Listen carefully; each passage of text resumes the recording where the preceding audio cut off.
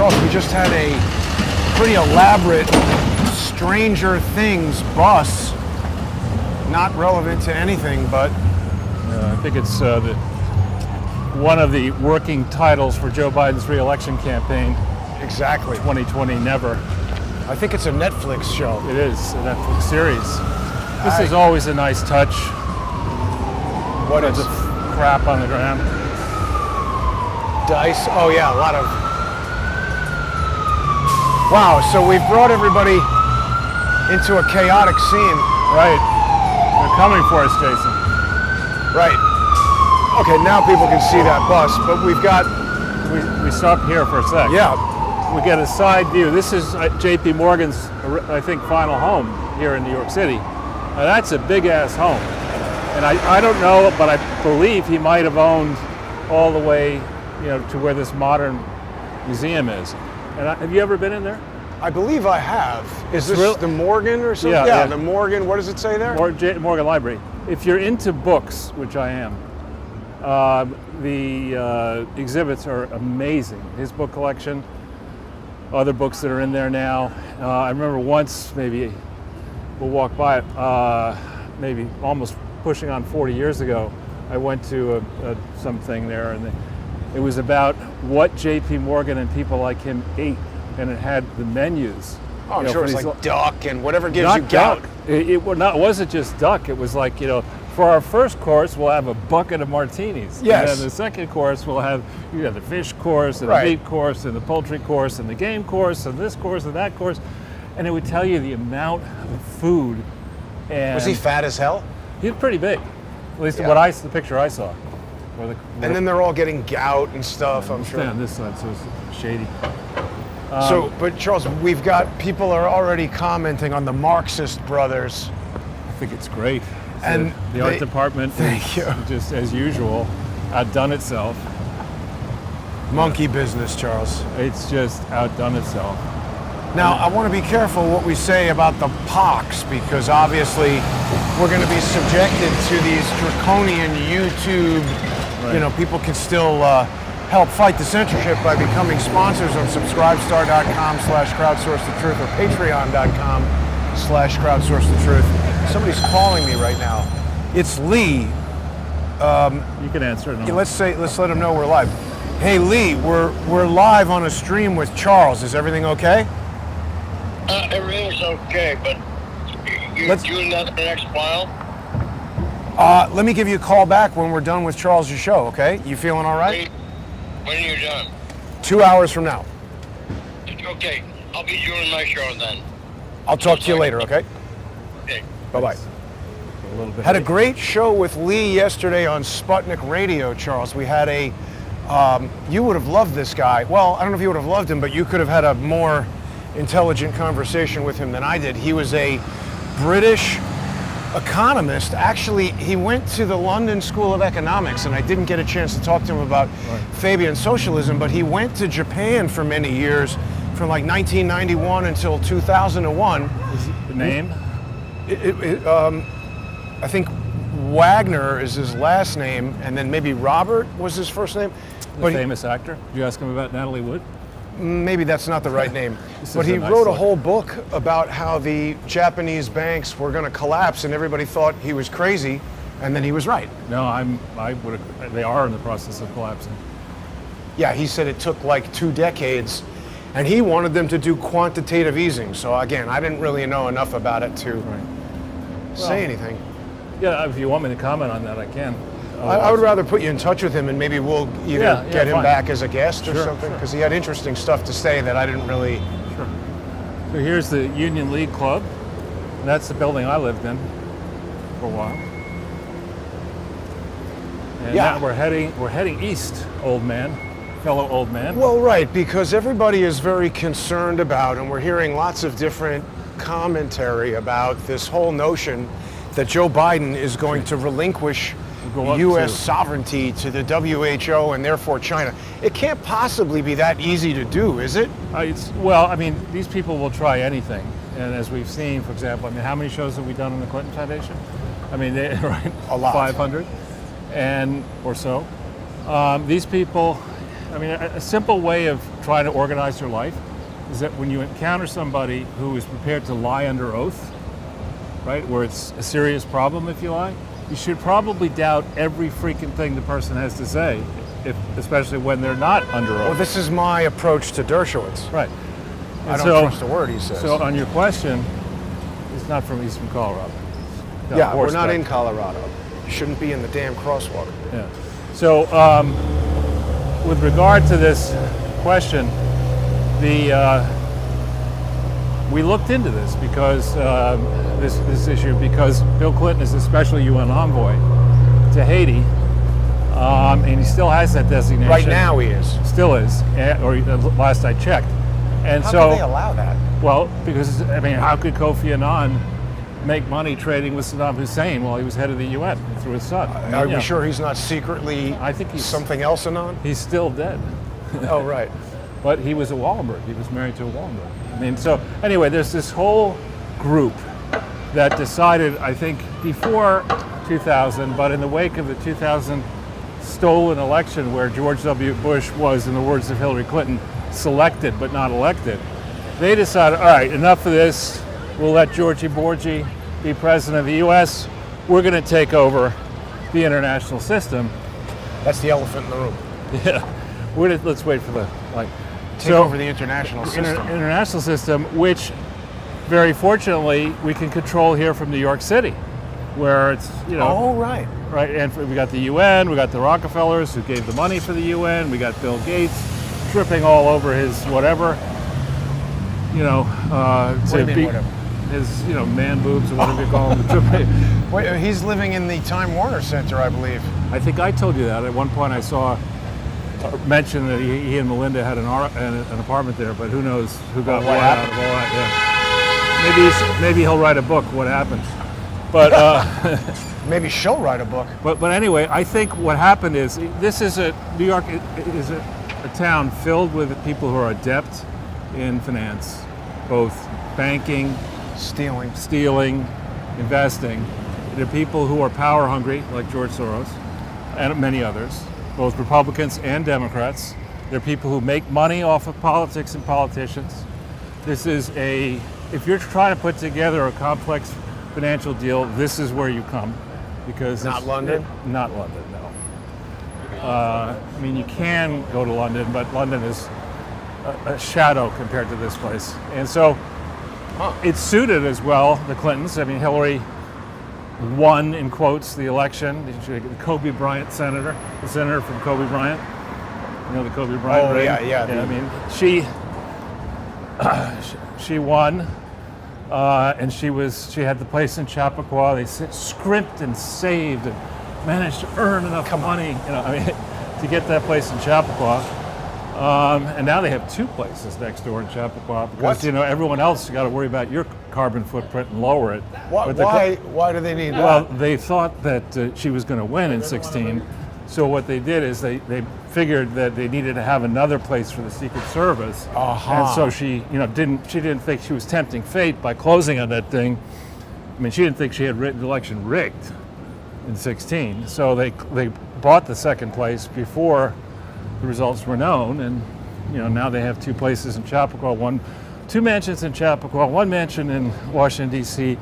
Allegations from people I know well that they have property all over the world in places like Panama, Dominican Republic, Ireland, etc. What was that again? Mossack Fonseca? Mossack Fonseca, yeah.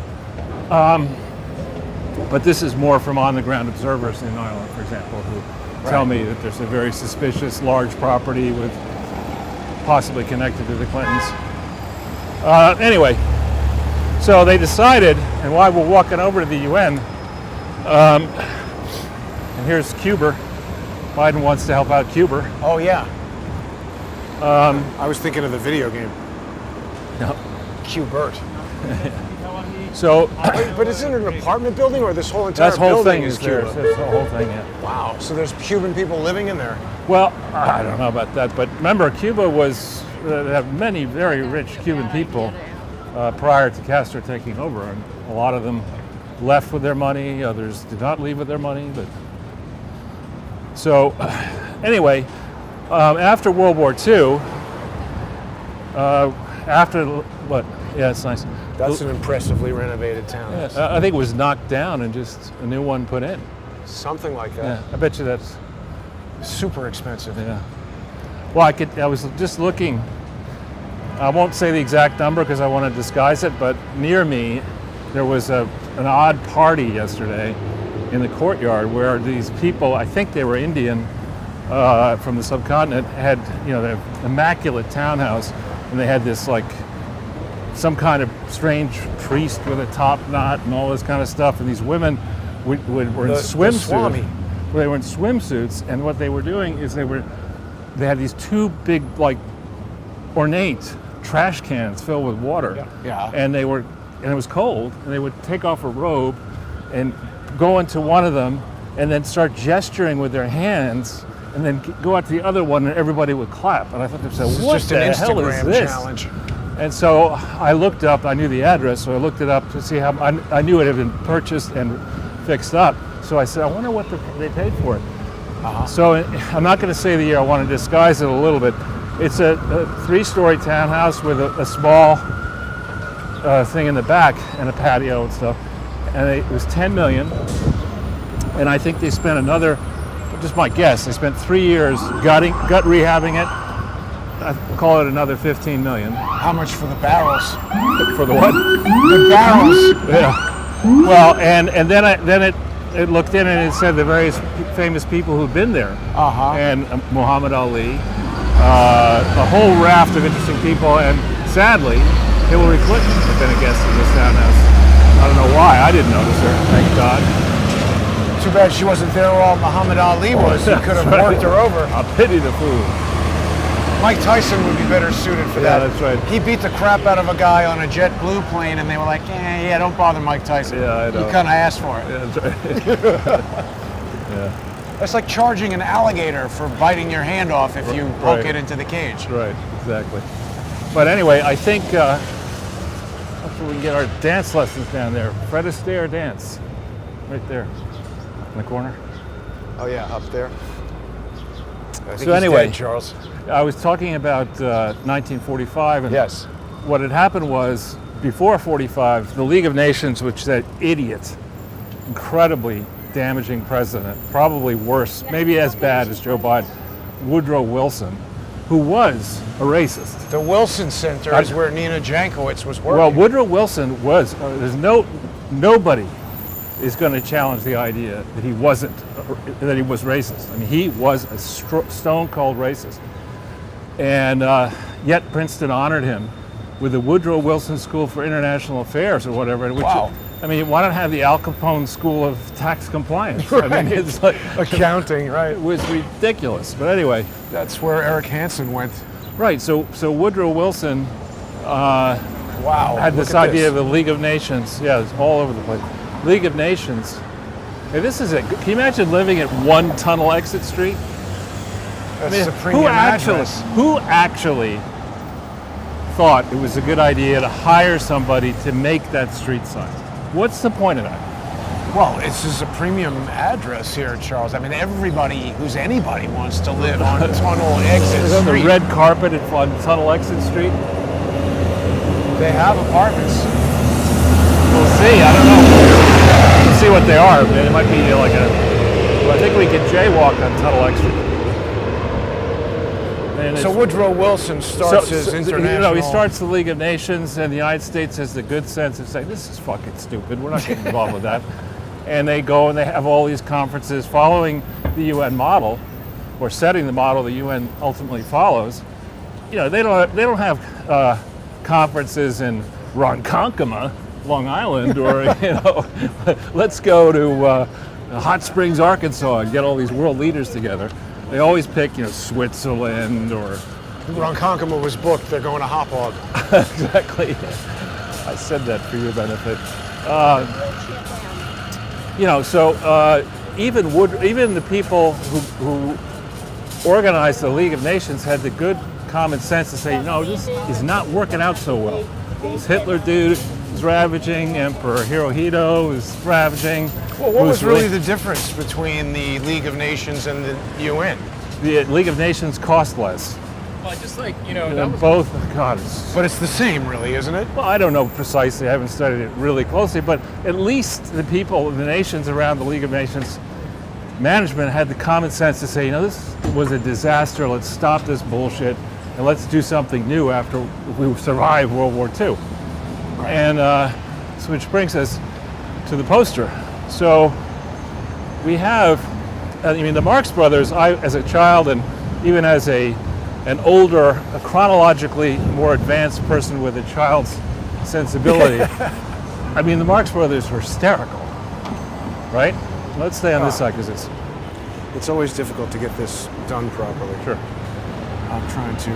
Yeah. So I'll just keep talking? or- Yeah. Well, we're going to walk this way. I was just trying to do something fancy with the graphics and it didn't work. Okay.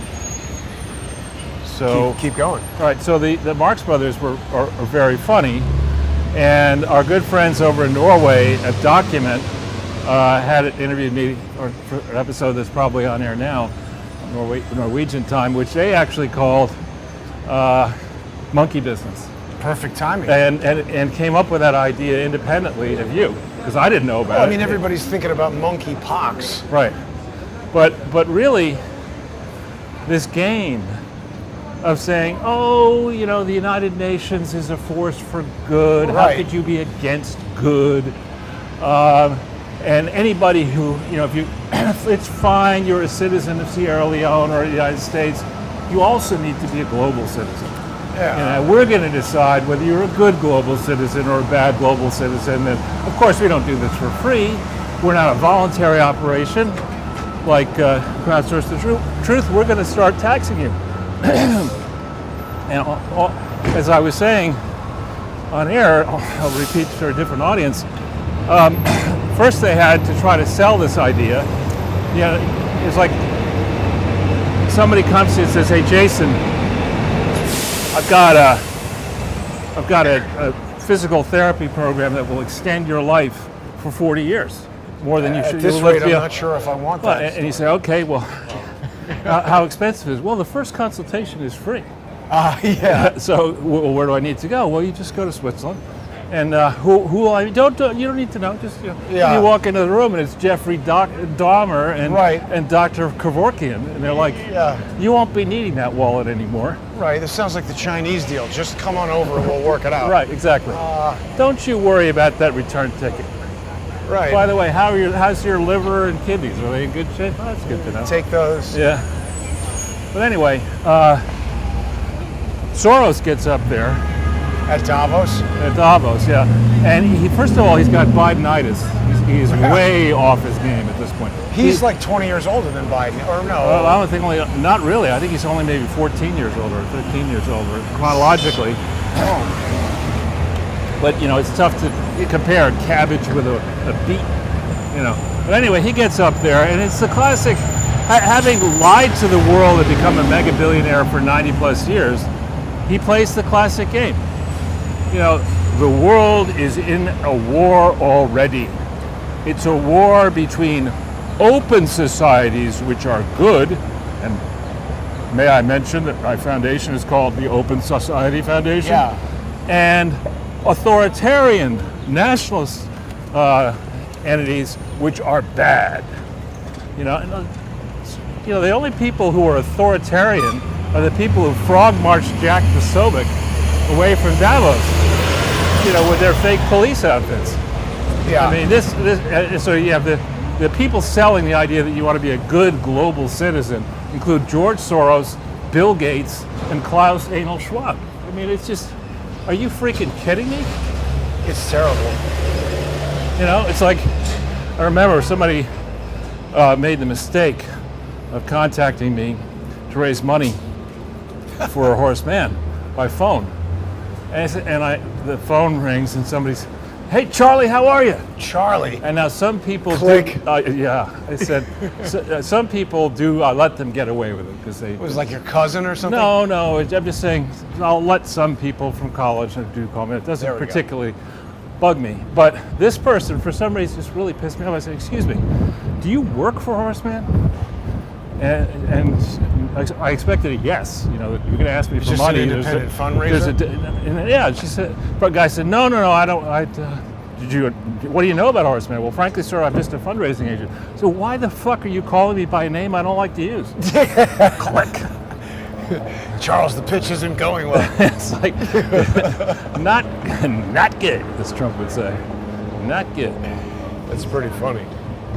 But anyway, so this UN is, I mean, the one thing we can say without getting into right-left dynamics for a second, the bigger the government, the lousier. Yeah. Right? I mean, people talk about you want a right to choose, for example, on abortion. I want a right to choose not to spend the most amount of anything that I spend in a year is on a freaking unresponsive, ineffective, authoritarian, fucked up government run by a fool. But wait, you've just pointed out an excellent analogy, because people were very confused about what this pending Supreme Court ruling will do, and it actually does not reduce your right to choose. It allows for more diverse opinions to coexist, and for people to find their niche. As we consolidate government, you know, if you've got 50 governments in 50 states that in a general sense have the same idea but have certain specifics for each region that you could choose which best suits your lifestyle, that's very good. But if you consolidate all the governments around the world into one Uber we lose every aspect of that. And we want to go over here, unless you want to go over there. No, because that's the bike lane. We'll get hit. I'm saying over across the street. No. So also Soros made some comment about, you know, we don't want to move back to feudalism, right? But that's where we are. Well, what I said, and I'll say it again, where we are, it's spelled different. Feudalism, exactly. And I drew the contrast, which I said, you know, back then, in the feudal days, the king would have a court jester, a fool. Yeah. In feudalism, the fool is the king, right? And look at the number of idiots we have. We have Justin Trudeau in Canada. Well, I think it's easier to count the non-idiots and then everybody else. But let's just take, I mean, I read in Free Republic today some story that the government of Canada believes that America is going to blow up, and so they're preparing for chaos in America to spill into Canada. What is this based on? Smoking crack. What is this? I don't know, it's releasing some bad gas. Well, it's just steam, actually. So, you know, you got that idiot. You've got Boris Johnson, who I think clearly has lost his mind. Too much booze. I mean, maybe that hair is fake, and there's like he takes the hair off, and then somebody puts a brain in there, and they put the wrong brain in. He needs an Elon Musk chip on that. He has lost it. You know, How I Married My Mother Macron. That cop car is in a rush. Donut Town. How I Married My Mother Macron. Yeah. You know, he's a moron. Well, he's being a little bit sensible about Russia. He is sort of like, maybe we shouldn't destroy Putin and keep buying gas. Right. Well, you did see as well that our nemesis, or somebody you and I both dislike, Dr. Henry the K. Kissinger. Oh yeah, he said give him back the territory. Right. He is right. I don't understand why he's saying that. Why is he saying that? Probably it's in the Rockefellers' interest. I mean, there's some reason that it makes sense to somebody on the inside. Oh look, what? We've got a whole thing going on there. Yeah. We got a guy in the center saying Faith Ukraine. I'm surprised he doesn't have a Venmo account. I think that guy Zelensky's going to start having a Venmo account. I need $5 billion a month. You can don't bother to send it into the Treasury. There's too many details over there. Just put it in my Venmo account. Yeah. Zelensky's going to start a Subscribe Star page. The Human Fund. Yeah. So maybe this is just another one of these tours. It's a big one, though. Could be. It's going to be, I think, maybe we stay on this side of the street because it's going to be sunny over there, or do you want to? Sure, I don't mind. We could do whatever. Well, we'll walk past these people. I mean, Ralph Bunch. Let's see. Who is this Ralph Bunch? I think he was Bayard. He didn't get a very good park. It's sort of a mini.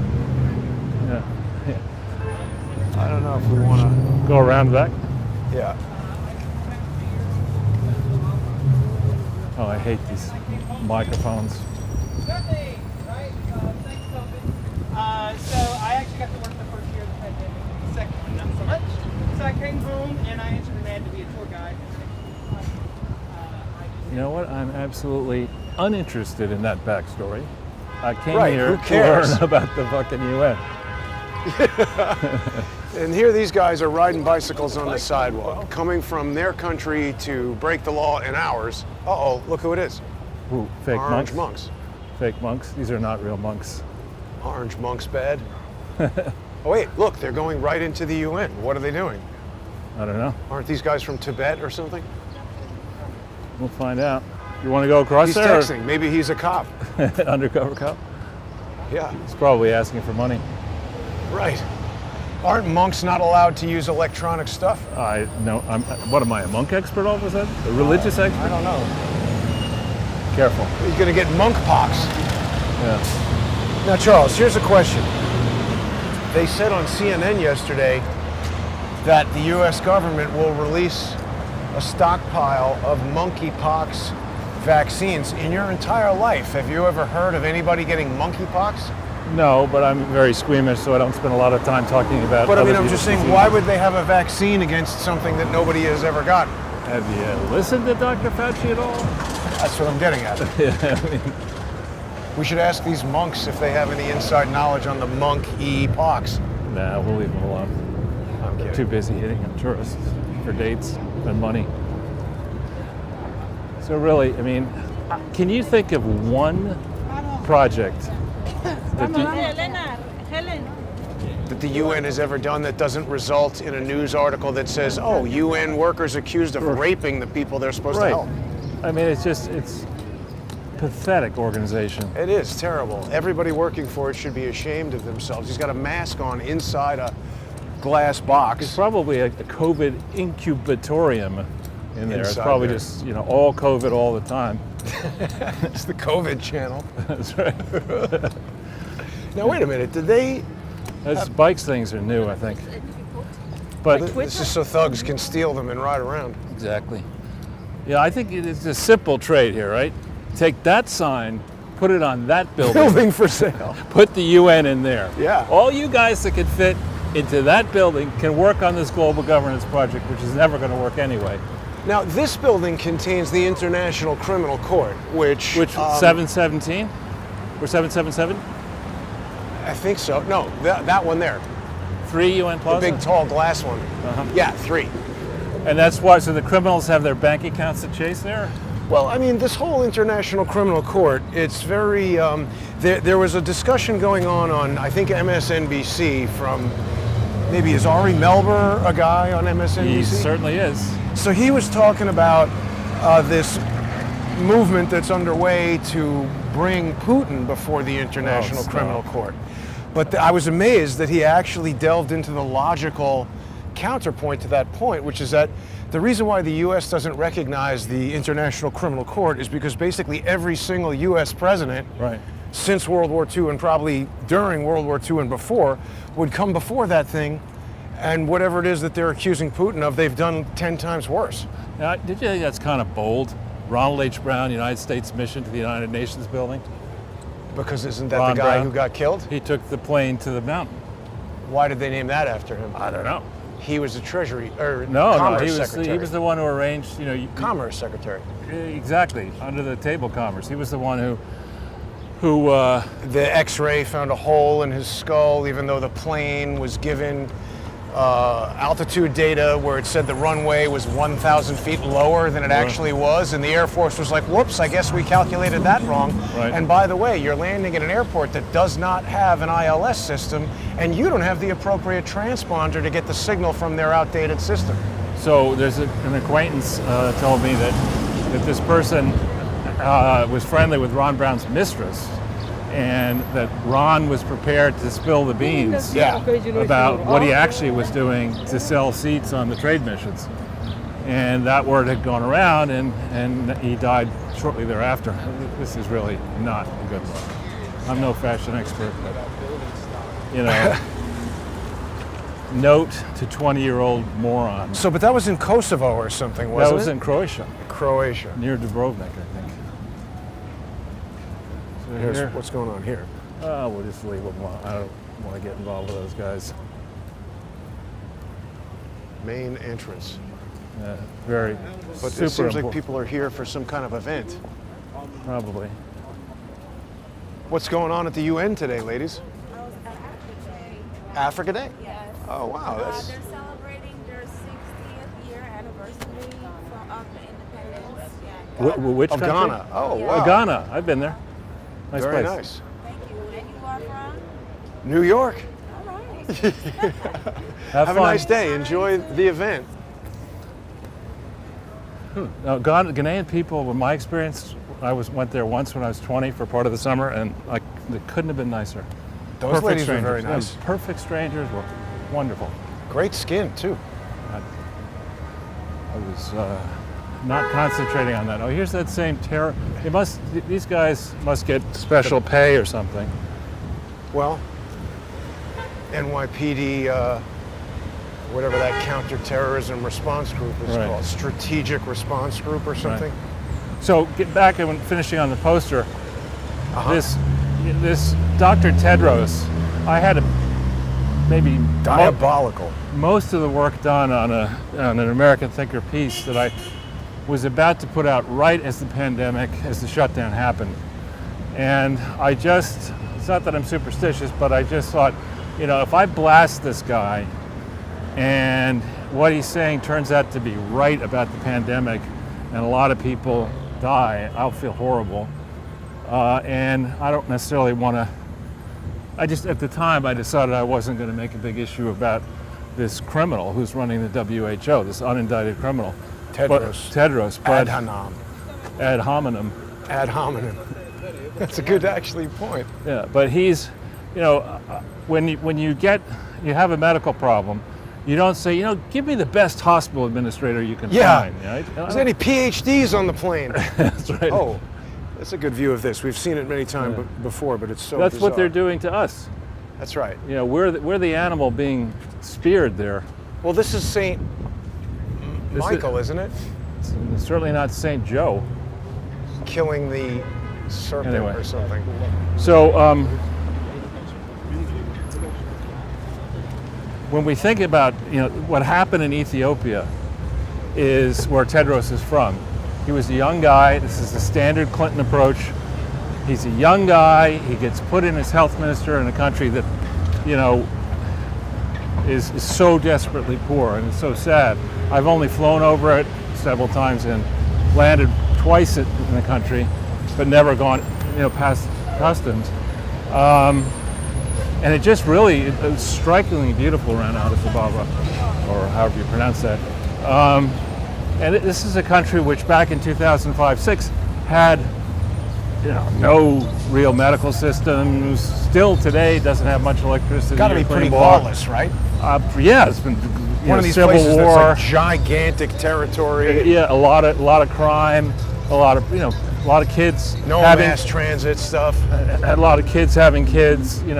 Anyway, the Ira Magaziner decides it's a good idea to entice Yale, which was looking to expand its international footprint, into a project to fight HIV/AIDS in Ethiopia. And this project takes shape in 2006.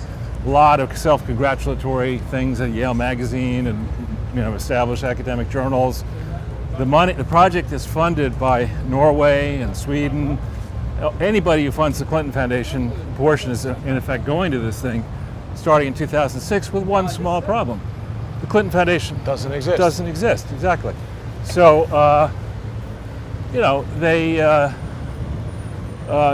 and this Tedros, he stays in as health minister of Well, but we Ethiopia. got to mention that he's part of this Tigray I'm going to get party. to that. And then he becomes foreign minister, and then Obama travels to Ethiopia and meets with him. He was in contention to When run was the that? 2014, in contention to run the WHO, but he was 2014. thought to be, the fourth candidate, the number one choice. He was the fourth choice, but somehow he gets put in to be the head of the WHO. This guy has no frontline medical experience. We go there. Got a little shade there. Yeah, sure. That he would agree and spend so much time to let a phony foundation the Clinton Foundation HIV/AIDS Initiative and the Clinton Foundation, neither existed legally, lawfully, in 2006 forward. But he'd spent years taking money from them, letting their people mess around in Ethiopia. Just outrageous behavior. And this guy, somebody has a great article, Sam Faddis has an article saying, before we turn over our, what? That guy's kind of following us. Yeah, I see him. Before we turn over our sovereignty to Dr. Tedros of the WHO, maybe we ought to ask whether we really want to be reporting to a Maoist terrorist. Right. And so, and we were talking about this with my Norwegian colleague on air, and he knows a lot about Africa and the Middle East. So he was citing chapter and verse of what was really going on possibly was that medicine that was being administered in Ethiopia under what's his name's Tedros's during his tenure there are suspicions that it was being designed to target certain type of ethnicities, to target the enemies. Well, what he did specifically is that he was a member of this Tigray Liberation Front, right? Which is a Marxist, anarchist kind of, right up your alley, Jason. Right. And there was a cholera epidemic that the UN or somebody was providing, aid to. Right. And what he did was he said, oh, well, wait a minute, this area over here where these ethnic enemies of the Tigray are, that's not cholera, that's watery diarrhea syndrome, and so it doesn't qualify for this aid. Oh, and so let's kill them off. Well, he changed the policy to deny the people the aid, and that's caused a lot of them to die. Right. And so he's not at all afraid of using his position of power right. to make policy that kills people. Right, and if you think about that, one of the biggest lies in modern politics was the, Hang on a second. This guy seems to be controlling his pace to stay a distance from us. And there's something in his hand. I think it might be a cell phone or a keychain, but no, I don't think it was. Let's see if he's just moving at a lazy pace. So anyway, so Tigray Party, he's changing the policies to kill people. Right, and if you think about Obama's, one of the biggest lies of his tawdry career as president was, if you like your doctor, you can keep your doctor. Now, in the United States, we have an aging population, not as bad as Japan, which is in horrific shape now. But as you age, one of the things you worry about is the quality of your health care. And if you're going to find yourself in a position where the cost of health care skyrockets, and then suddenly the government decides, well, you're 82 years old. We're going to vote to kill you. Yeah, rather than fix it, we're just going to say that we'll fix you. We'll schedule that operation for 40 years from now. That's right. Somebody proposed a law in Japan to kill everybody over 75 or something. Was that Dr. Fauci or who? Dr. Kevorkian, I think. Yeah. Dr. Tojo? I don't know, but it just doesn't seem like a great idea. Yeah, and that's why, again, I don't like to spend tons of time talking about medical stuff, but I like that Hippocratic oath, first do no harm. It's the way it starts out. Of them actually and it should be like, the Homer Simpson things where you first do no harm on a chalkboard. First. Oh yeah. These idiots, Dr. Tedros should be forced, before he talks, or Bill Gates, before he gives one of those TED Talks, 100 times, Bill, and please, wear a man brassiere. Yeah, I wonder what's going on in this internet feud between Elon Musk and Bill Gates. I hope Musk wins. This is really a nice thing to have all the messenger bikes congregate here. I'm sure they're well cleaned. If you're looking to spread something around a city, the messengers now have free reign. They ride the bicycles on the sidewalk. Free reign messenger? Yeah, like free range chicken, right. Free range messengers. So the poster is fantastic, but really what has happened, we may have defeated the Soviet Union and brought, in theory, for a time, communist China into the community of nations. But we certainly didn't defeat communism. Right. And in fact, what has happened is that the people who are all into control and totalitarian rule figured out that notwithstanding the major increases in what you can do with with China, not with China, with technology. If we have, there's a very small number of people who make decisions about what gets published, what gets promoted, who gets promoted through the university system, who gets the entry-level jobs at these fancy multinational firms, and on and on and on. So these people said, we're not going to do anything productive. We're just going to take our trust funds and go to people, the Rockefellers and the Gateses, and we'll have, for a small amount of money, we'll get involved, as that Jankowicz has and others like her with the Munich Security Conference. We'll get involved close to the people with a lot of power, and we'll be the people who decide who's a domestic terrorist, who's a threat, and who gets the no-bid contract. They decide who has influence in any and every industry. Yeah. And the Emmys, the Oscars, all of these things. Right. And so when we think about that complex of lunatoriums that we just went past, the UN buildings, the lunatorium assembly, these are people, yeah, sure, just throw the garbage right on. on. Thank you, sir. I appreciate the garbage shoe shine. These people who are all in for globalism, it's not globalism therefore, it's unregulated theft. That's what they love. And it needs to be. You can't really regulate theft. Just make it illegal.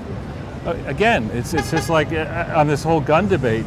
I was shocked last night to hear Chad Pergram, who's a pretty smart guy at Fox, and Bret Baier, who's also a pretty smart guy, allow this bozo the clown senator, Chris Murphy from Jersey? No, there is another one of them from New Jersey, but this guy's from Connecticut.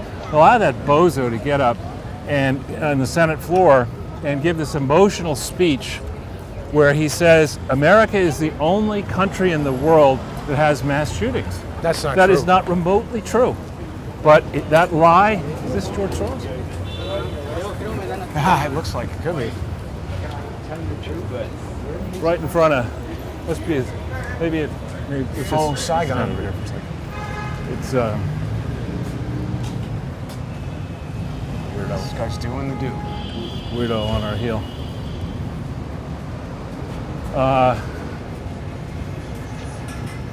Where were we? Sorry. Well, George Soros imitation. no. Oh yeah. So the notion that we immediately, without any study of what really happened, what's going on with this person, are there any special problems here? No, this is an argument, the final straw. Everyone needs to give up their guns. Right. And it's just, I'm sorry, nobody, wants to be the person who either finds out that this happened to their own relative or has to comfort a relative or a friend when this kind of stuff happens. Equally, nobody wants to get run over by a car. Well, that's just it. This is what I wanted to mention about this, Charles, because it feels like it was maybe 2 weeks ago. It was 2 weeks ago. That Buffalo. 50%. No, I'm talking about over here in the subway. 10 or 11 people got shot. Right. And now we're talking about 20. And I'm not trying to compare one to another, but it is interesting how almost nothing at all was said about the shooting in the subway. And then there was another shooting of a guy who's dead 2 weeks later, and still nothing has been done. And then this happens, and it's, we have to take away the guns right away. No one is talking about the fact that, so they already are saying this kid was bullied and had things on social media that people knew about, where he's saying everybody should be scared in real life and whatever. But it always goes to the gun. Why don't they say, hey, how come people aren't being more alert to these signs of mental illness, and why is it if I put up a video on social media accusing Nina Jankowicz of receiving money from foreign NGOs and not being registered under FARA, that gets pulled down within hours, but this mentally ill person has crap all over Instagram and Facebook suggesting that he might be a killer. Pictures of guns, things like everybody should be afraid, and nobody says anything about that. Well, I think, we're less than 24 hours into it, but I think that you're absolutely right on that. And it's a horrific event. Absolutely. Right. But beyond that, what is known and likely was planned was that there's going to be a National Rifle Association annual meeting or big meeting or something on Friday. Donald Trump's going to be speaking at it, as is Ted Right. Cruz. So the politicants, not politicians, the politicants. They're I could drawing use the a lines I and could use a taking their different vowel sides. there, but I won't. That's your style, Charles. No. Really? That's nice as hell. Yeah, again, my style as a chauffeur. True. I'm just thinking the price tag is more your style than No, mine. certain things you rent. We won't get into the list. But anyway, sorry. So they knew this annual NRA meeting was coming. They look at this. Let's wait so we don't run.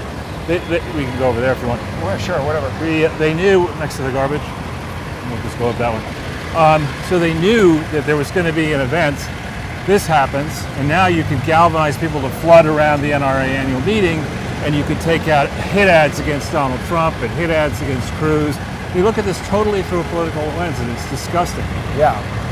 Especially because the history of societies that had armed populations that then gave them up. Maybe it got right under the thumb of some ruler. Right. We cannot do that.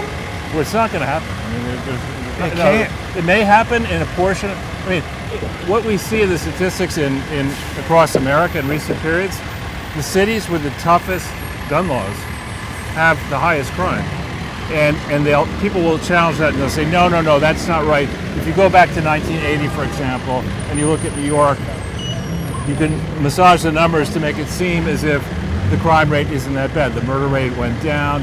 One thing that happened until Biden got in power, and as we did the lockdown, the economy of New York City boomed starting in about 1982. Oh. It went through this unbelievable rise in prosperity and increase in incomes as many of the companies, well, first of all, as globalism flourished, as New York became recognized as a major center for international finance, and then as major multinationals beefed up their staffs here, this place just flourished. So in rising prosperity, often you see falling crime. But Flourished. What? It was flourished. Flourished. What? Hey, look at this for coronavirus. Snoop Dogg advertising Corona beer as a toy. Let's keep going here. Pretty weird. So the economy flourished? Yeah, so when the economy flourishes, you can see a drop in, depending on how you look at the statistics, you can see a fall in crime. But the statistics that are there that look at violence don't measure crimes that were averted because somebody Shot the person. not shot, just presented a gun. Right, exactly. Get Yeah. the hell away from me, and they go home, and that's the end of it. Right, and so these That, are that would happen a lot, I think. Oh, if you yeah. just pulled it out and be like, get the hell out of here before I Right. Swiss cheese you, they'll leave. Yeah, and again, you have to, 80% of the American population lives in cities, 20% is distributed over a gigantic landmass. And we got comments back from viewers who appreciated a remark that if you're living outside a city and you have a problem at your house, Yeah. it could take quite a while Right. for anybody to come to your help. And, Well, and if you're living in New York City relying on the NYPD, it could be never. but it's worse if you're, some remote place and let's say you have a nice farm or something like that, or a weekend home or whatever, and the local police sleep. It's not like they have, Thousands and night thousands. shifts Right. and all this kind of stuff. So, and then there's the further concern. I am not a hunter, but in upstate New York, I used to make the local people very happy. I'd take one or two, typically state troopers, and say, listen, I've got this 200-acre properties that I don't use for Deers hunting. all over and everything. And I don't want all kinds of people on the property. I'll let you Hunt this land. hunt and patrol it. Keep everybody out. Yeah. And then they're people- probably like, that's awesome, we'll do it. Yeah, well, because whatever the limits are for the different things that you can hunt, it's enough to make a big dent in a food budget. And nowadays, food budgets That's are valuable, getting smaller yeah. and smaller. So when you say to somebody, look, you can't protect yourself. You're a country bumpkin. We means you come into the city, which you hate. And by the way, your healthcare costs are going to go up, your gas costs are, but you should be happy because the transition to renewable energy is getting, is happening faster and faster. Yeah, I'm happy to get out of your way. With that big motorcycle while he's On the pavement. doing his own live stream. Now, wait a minute, Charles, before we cross, have you, I think the answer is yes, ridden on this Roosevelt Island ferry? No. You never have. Neither have I. Yeah. I think that's got to be done at some point. I'm very adventurous. That's why I've never done it in all the years that I've been here, and it's been here. But I have been to Roosevelt Island, Not on the ferry? just driving though. Oh, okay. I'm surprised this doesn't have a street name. Under the Highway It does. Street. It's First Avenue. No, I'm saying this thing here. Why isn't And this? there's Trader Joe's inside this. I would have thought this would be a prime area for homeless people right here. I wonder why they're not here. I guess it's too easy to get hit by a bus. Notice the can Yeah. pile there. This is Now, just a little note for people visiting New York City. Do not do that. Don't let your kid get so far behind you. That guy is not looking at the kid. not good. It's just not smart because in a split second, something could happen and you turn around and it's like, where's Billy? That's right. Try explaining that to the wife. Well, I went into the city and Yeah, we This have is- one less kid now. yeah, this is not far away from the rolls-royce dealership. Is that still there? I don't know. Got to be on 10th Avenue, no? Over by that. It was right at one of these side streets here. Wow.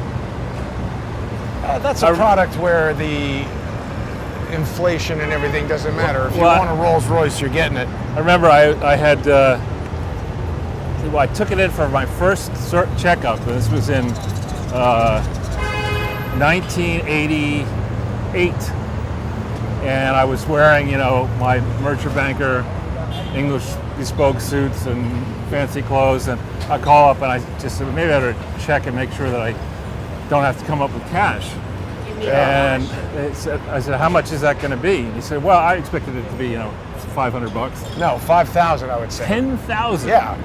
And so I said, 10,000 for what? And it's like, well, you'll find out when you get here. But by What? the way, you have to. We'll need it in cash. So What the hell kind of deal is this? it was a real. I mean, it was the Rolls-Royce dealer. So Cash? right. So I go get the cash. I put it in my fancy suit here, and I'm walking it down one of these side streets. I forget which, but they're pretty dodgy. But Oh, there we go. He's in front of the father now. right. Pretty dodgy. Pretty dodgy. I think it might be down there, maybe. You want to go check it out? Yeah, we'll get wandering. We'll wander around. Get Let's off. check it out. People want to see the Okay. Rolls Royce If dealership. it's still there, we should maybe look into Google and see. I bet you it's not there. Anyway, so I'm walking on one of these dodgy streets at 2 o'clock in the afternoon, and I see this big private sanitation truck with these filthy garbage men, and they're staring at me, and I'm saying, this is not going to end well for me. Got $10,000 in cash in my suit. I'm going to end up dead in the back of that garbage truck. And to my chagrin, the garbage men looked at me and said, nice suit, man. They're like, we're the Rolls Royce collection agency. No. But I've never walked on this particular street. I have. There's an old museum there. That's the family research building there for the Weill Cornell. Weill Center. Cornell. All right. Is that Elon Musk? That's that guy. Let's look at this. Yeah, this is a famous building here. Yeah. That's not part of the medical center? I know. I hope not. You report to this building, the news is not good. Yeah, the Colonial wow. Dames of America. Abigail Adams Smith. Isn't it yeah. racist to call them dames? Huh? Dames. I think the proper term is broads. I could ask our audience. Would you prefer to call? Would we call you a dame or a broad? Hey, that's a nice view right there. Yeah, interesting view. Don't think I've been over this way recently. And then there's this. This is the. I can't believe it. This is like Mount We've Vernon suddenly- Hotel. Yeah, wow. 1826. That's a museum. Yeah, Landmark, built in built in 1799. 1799. That's when Joe Biden was born, right? Exactly. Gardens and a country hotel. But I don't think you can stay there. There are lots of buildings like this in upstate New York. That's what I mean. This is like you've just walked into Tarrytown or something. Right. But where's the Rolls-Royce dealership? Well, let's go. We'll go one block up, and if we missed it, we'll chalk it up to experience, but we'll walk back that way. Sure. Give people This yet definitely another. satisfies the need to go someplace that we haven't been before. All right. So Tedros, have we finished on him? Well, I mean, Tedros, again, unless you've run something well, right? You don't shouldn't get be it a promoted promotion, right? up, from a disastrous local health minister to a disastrous foreign minister to an even worse administrator of WHO. I mean, don't forget, the pandemic happened under his watch, Right. right? So it's not like you could say, I Saved created the the pandemic. world. And, Yeah. it's like, I cleaned up the mess I created. That's like, okay, maybe you'll get your allowance back in 6 weeks, but that's not grounds for a promotion, or why don't you go out and buy a Porsche? But specifically with regard to this whole idea about transferring the sovereignty, or, this pandemic treaty or whatever it is that It's they not going to are. happen.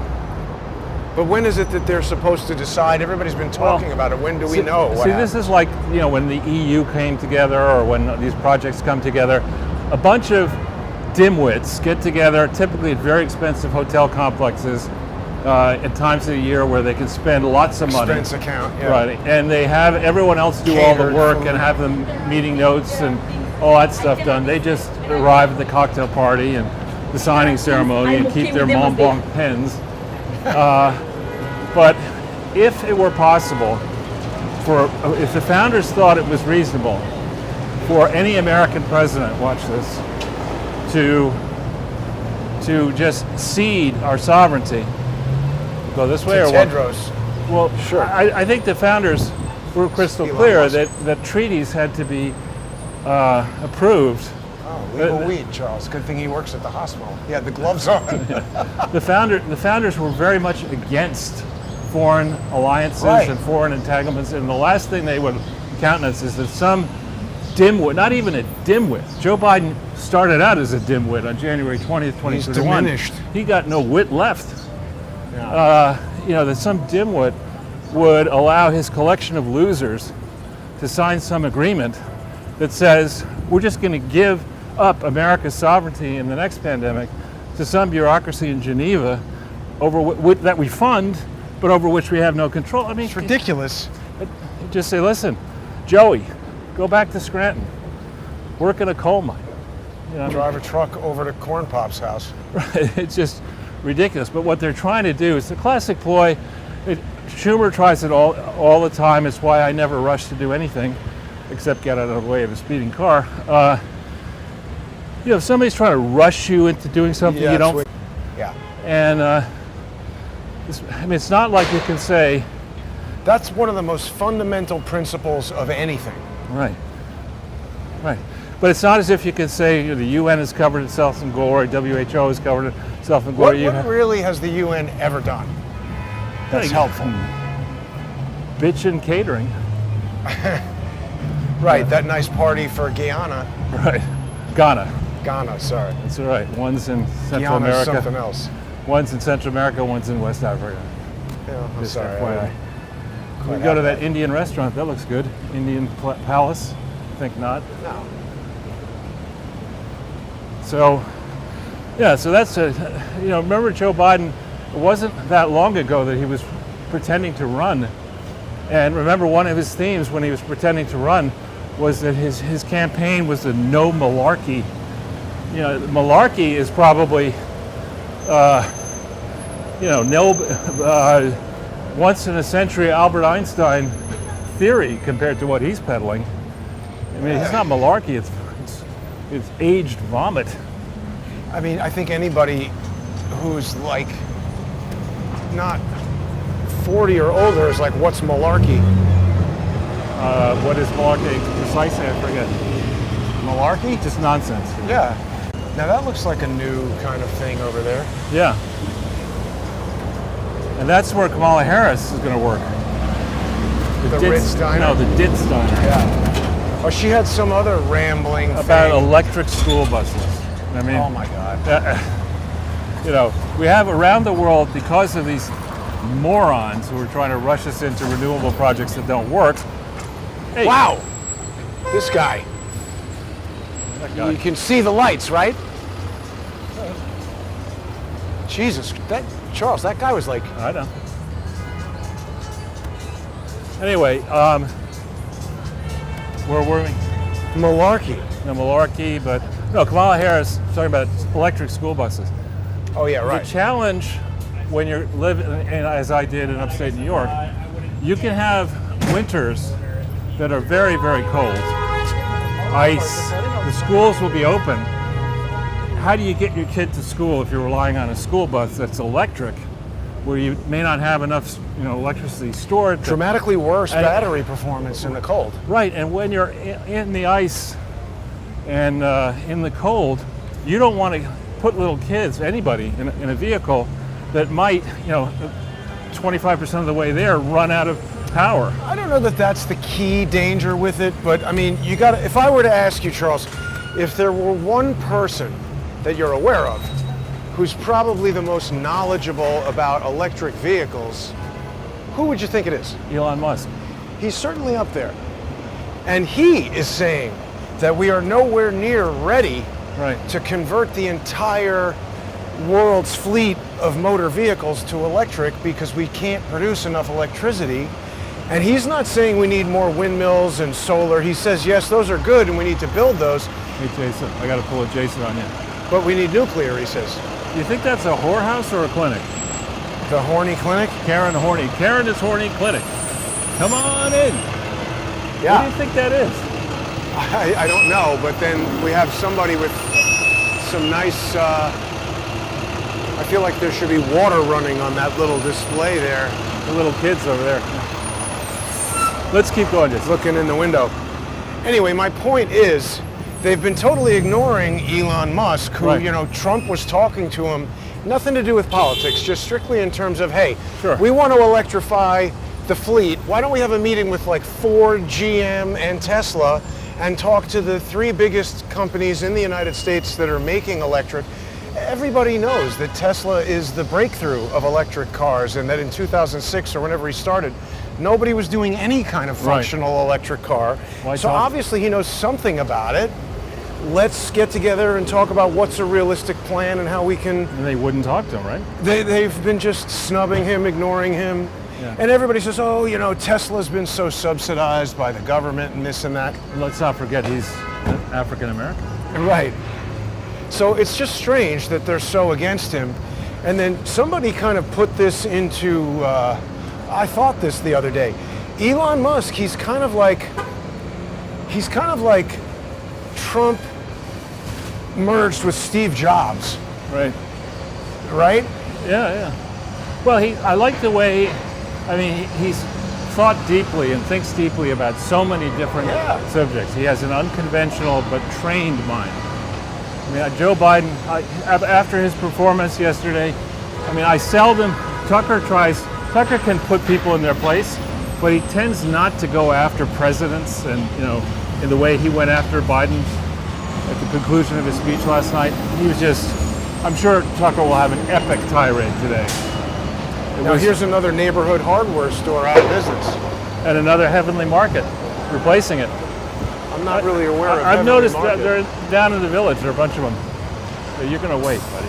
No, these guys love to encroach on the crosswalk and driving their Ubers and everything. That's right. People still wearing masks. Yeah, well. So this, now we're headed into the high rent district up ahead here. We see better graffiti. Well, this is a funny part of town because these cross streets where there are people heading over to the FDR, you don't want to live on these because they're very noisy all the time. But in the lower to mid 60s, That's fancy as hell. yeah, there are lots of very beautiful buildings. But the problem is in New York, You can have somebody just 2 o'clock in the morning, they could be on the stoop. Nothing you can do about it, even if you put a chain. Right. Well, You know, so the other thing about all these shootings, Charles, is that, one of the things that the Supreme Court is contemplating before, and we're already off that, the incredible desecration of the... Second Amendment? No, abortion, you mean? Well, right, of the court itself. They're busily deliberating over Second Amendment rights within New York State. There was this whole thing where this Right. lawyer told them that these state laws and local laws that prevent people from constitutional carrying of guns, Struck down. Will be struck well, down. that's what they're trying to do. And so, but now everybody's saying, oh, no. Well, that big fat dummy Mike Moore from making movies in Detroit, he said, oh, forget the Second Amendment. We got to get rid of that. Yeah. Why do we care what that guy thinks? I don't know. Shortly after he goes on a diet and keeps his weight off, I'll listen to him. Until then, with Roger and Me was groundbreaking and I think pretty good. He lost his edge. Most everything Fahrenheit else he's done. 9/11 was good. Bowling for Columbine was good, but he's just gone off the rails. He's lost. He's got a theory of his relevance that is not grounded in any type of Outsized reason. like his waistband. Yeah, that's right. I think that he buys his clothes at the Ringling Brothers Circus shop. Yeah, crazy. So this is Third Avenue. When I was a kid, I forget what year the elevated train came down. I think it was might have been when IRT? it was Third Avenue had an elevated train system over it. So it was, most of these buildings here are new. Let's wait. This is Trump Plaza. But you can see these buildings are built in modern times, most of them. This one right here is, I think, probably from the 70s maybe. But east of the L, where we just were, was kind of run down all the way uptown. And Other side of the tracks. other side of the tracks, exactly. And I think a lot of the Trump buildings around the world, he just uses his name. Licenses. He doesn't own this thing. Which a friend of ours, a mutual friend, was telling us, plug-in hybrid, was telling us that the management fee, a good manager of a real estate project is going to charge you maybe 10% of the rent, something like that. So you have 10 buildings you're managing, you basically are getting the income of one building. It's not bad. And you start with that, you begin to see how the buildings work and what the cost structures are, and you gain a lot of intelligence, and next thing you know, you become very, very wealthy buying and managing your own building. It doesn't translate to social media, however. They have launched the web-based version of Truth Social, so Right. that's at least better. You can access it on the laptop, Right. but it just is unexciting to me. It doesn't work that well, and it's almost making Twitter's point for it because the moderation is so bad. Like Right. they're saying certain things that I posted, they put that sensitive content and On you have Truth to click Social, on really? it. On Truth Social, yeah. And they blocked Taylor Lorenz, which, that's the same thing they were doing to Devin Nunes. This is just, our clubhouse and you can't come in. It's really not better. Right. Again, I think what you want to do is, you obviously don't want to have color revolutions being run through your site, which I think is kind of what happened Twitter did that. in many countries, not just Twitter, Right. Facebook. And Facebook, right. You I don't- think that's what they were made for. And that's what they're going to try again in 2022 Yes. and 4. We'll see, by the way, when is the Georgia result? What happened with trade? Oh, they just already said that Herschel Walker and Marjorie Taylor Greene both won the primary. What about Stacey Abrams? What was the turnout for her? Don't know. So What while about Durham? there's Technofog, there's Margot Cleveland, and there are a few other people, Jonathan Turley, who are doing a pretty good job every day of going through the court transcripts and then talking about what they think is important or meaningful. It says Stacey Abrams wins gubernatorial primary in Georgia. Okay. That's spelled Goober. Goober. Goober, Notorial. Nut, N-U-T, Oriel.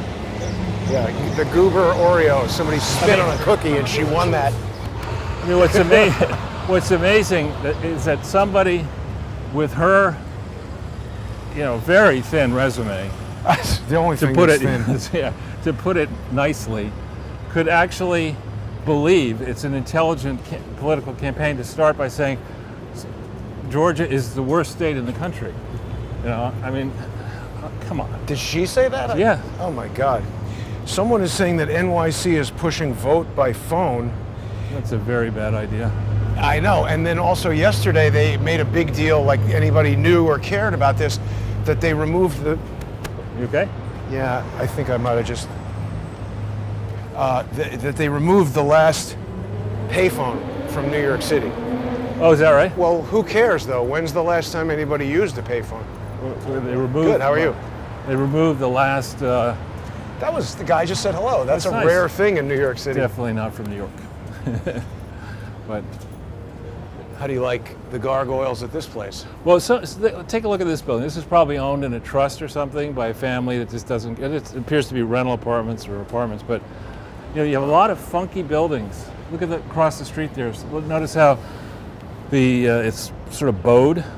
Yeah, it's like sinking That or doesn't something. bode well. It doesn't bode well Right. for the future. But here we are. I mean, this is Park and 62nd. You're Fancy talking stuff. pretty damn swank. Right. Council and Foreign Relations territory. Should we Not go over good. Central Park and then down 6th or something? Or 7th? Or- Sure. I actually walked by the Yale Club yesterday. Yeah, that's it. Yale Club is very well located. It's next to Ancient. Grand Central, isn't it? Ancient on Vanderbilt Avenue there. It has Well, like right over beautiful, big dining rooms, but it's unionized, and so the staff is kind of surly, Huh. That's not good. which is not good. Yeah, and that's the Colony Club over there. That's a really snooty women's club. Looks like they got a nice roof deck. Oh, they do. Maybe they're friends with the dames. Definitely. The Venn diagram's like pretty close. They used to have. I had a friend who was his wife was a member, and they took me once, of course, to a fantastic lobster dinner. Now, I don't like working at a meal. I don't like here's this special knife and this tweezer and this. You don't tone. need all that crap. It's like anything. If you know how to do it, I don't want to do anything. I want to eat it. So I want Well, it out of the shell. Anyway. they can do that. Notwithstanding those various problems, it was a wonderful meal, and I remain very grateful. When This done is, properly, lobster is excellent. So let's walk past the school here because they're going to get nervous that we're filming it. This is the Browning School, and I'll tell you a vignette. They made the rifle, didn't they? I don't know about that, but let's just, they'll get nervous if we're filming the school.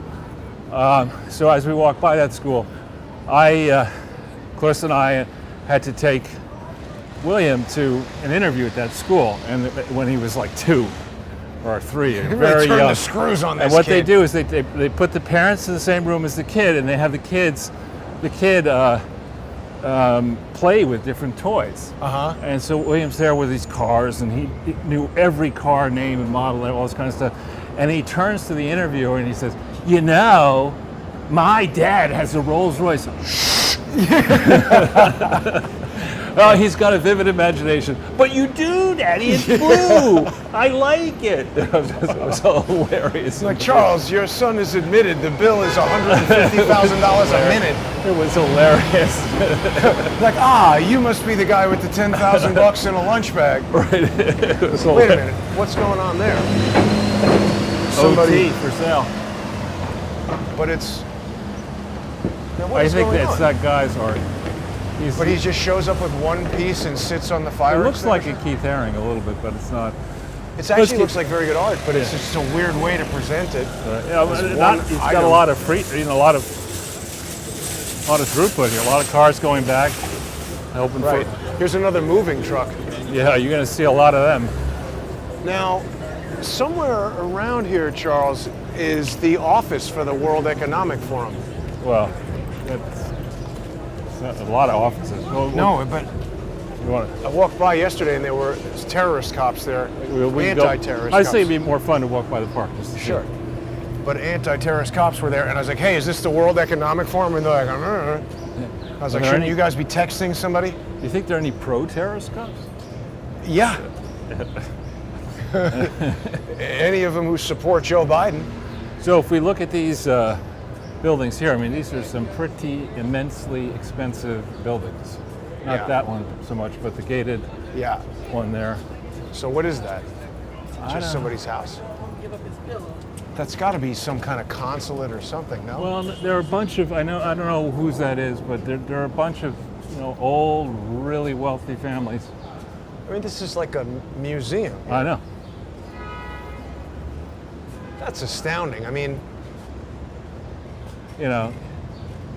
You wouldn't want the job of paying for the repainting of the I interior. don't even of that think thing. you could build something like this really now. I mean, you could, but what would the cost to build that? 100 million or something? Probably more. Well, I bet you that building's more. It's number 11, Because it's all artisans, right? All this stuff is like sculpted. 62nd Street, number 11, and it's a private residence because there's no. Like flags or anything. Yeah. Well, what do we got going on here? They've got little scenes, statues of things. I don't know. It's nice. 2 fireplaces at least. Probably got a baronial-sized ballroom in there. Jacuzzi, Charles. Everything. Heated floors. Joe Biden could destroy that instantly. Look at this. No, this is apartments though. But I mean, at some point, it was just one house. Why? Yeah. And this is the, I think that's the Knickerbocker Club, number 2. That's the one when I was spending a lot of time in the summer and I needed a hotel room. I would stay at the Union Club, and that was closed, and so they had a reciprocal arrangement here with the Knickerbocker. And I, just was getting a tour, and they showed me the gym. The gym is the size of that car, it's a tiny little thing. Did they have a reciprocating bike in the Well, reciprocal? I forget. No, but they had a little sign, on the table, and it said, "Members are encouraged to visit their doctor before using the gym." Really? In other I words, guess a lot of people are having heart attacks in Right, there. exactly. This is a very swank place. This guy wants you to know that he's a dentist. That's good to know. Yeah. And the teeth are paying. Yeah, you're paying. Well, that's the. So this is gridlock. Yeah. I'm really disappointed in adults who are teaching their kids to ride these stupid things on the sidewalk. Yeah, right. And that's what I mean. When you see a stupid adult with a stupid kid, that's just a future stupid adult. Yeah. And then all these people are going, we have the light. It's a hybrid bus. Podcast, yes. Thanks for blocking the box, douche.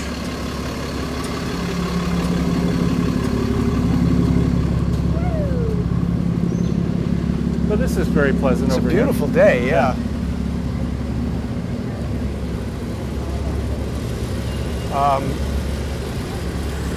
So Klaus Schwab is over there in Davos doing the thing.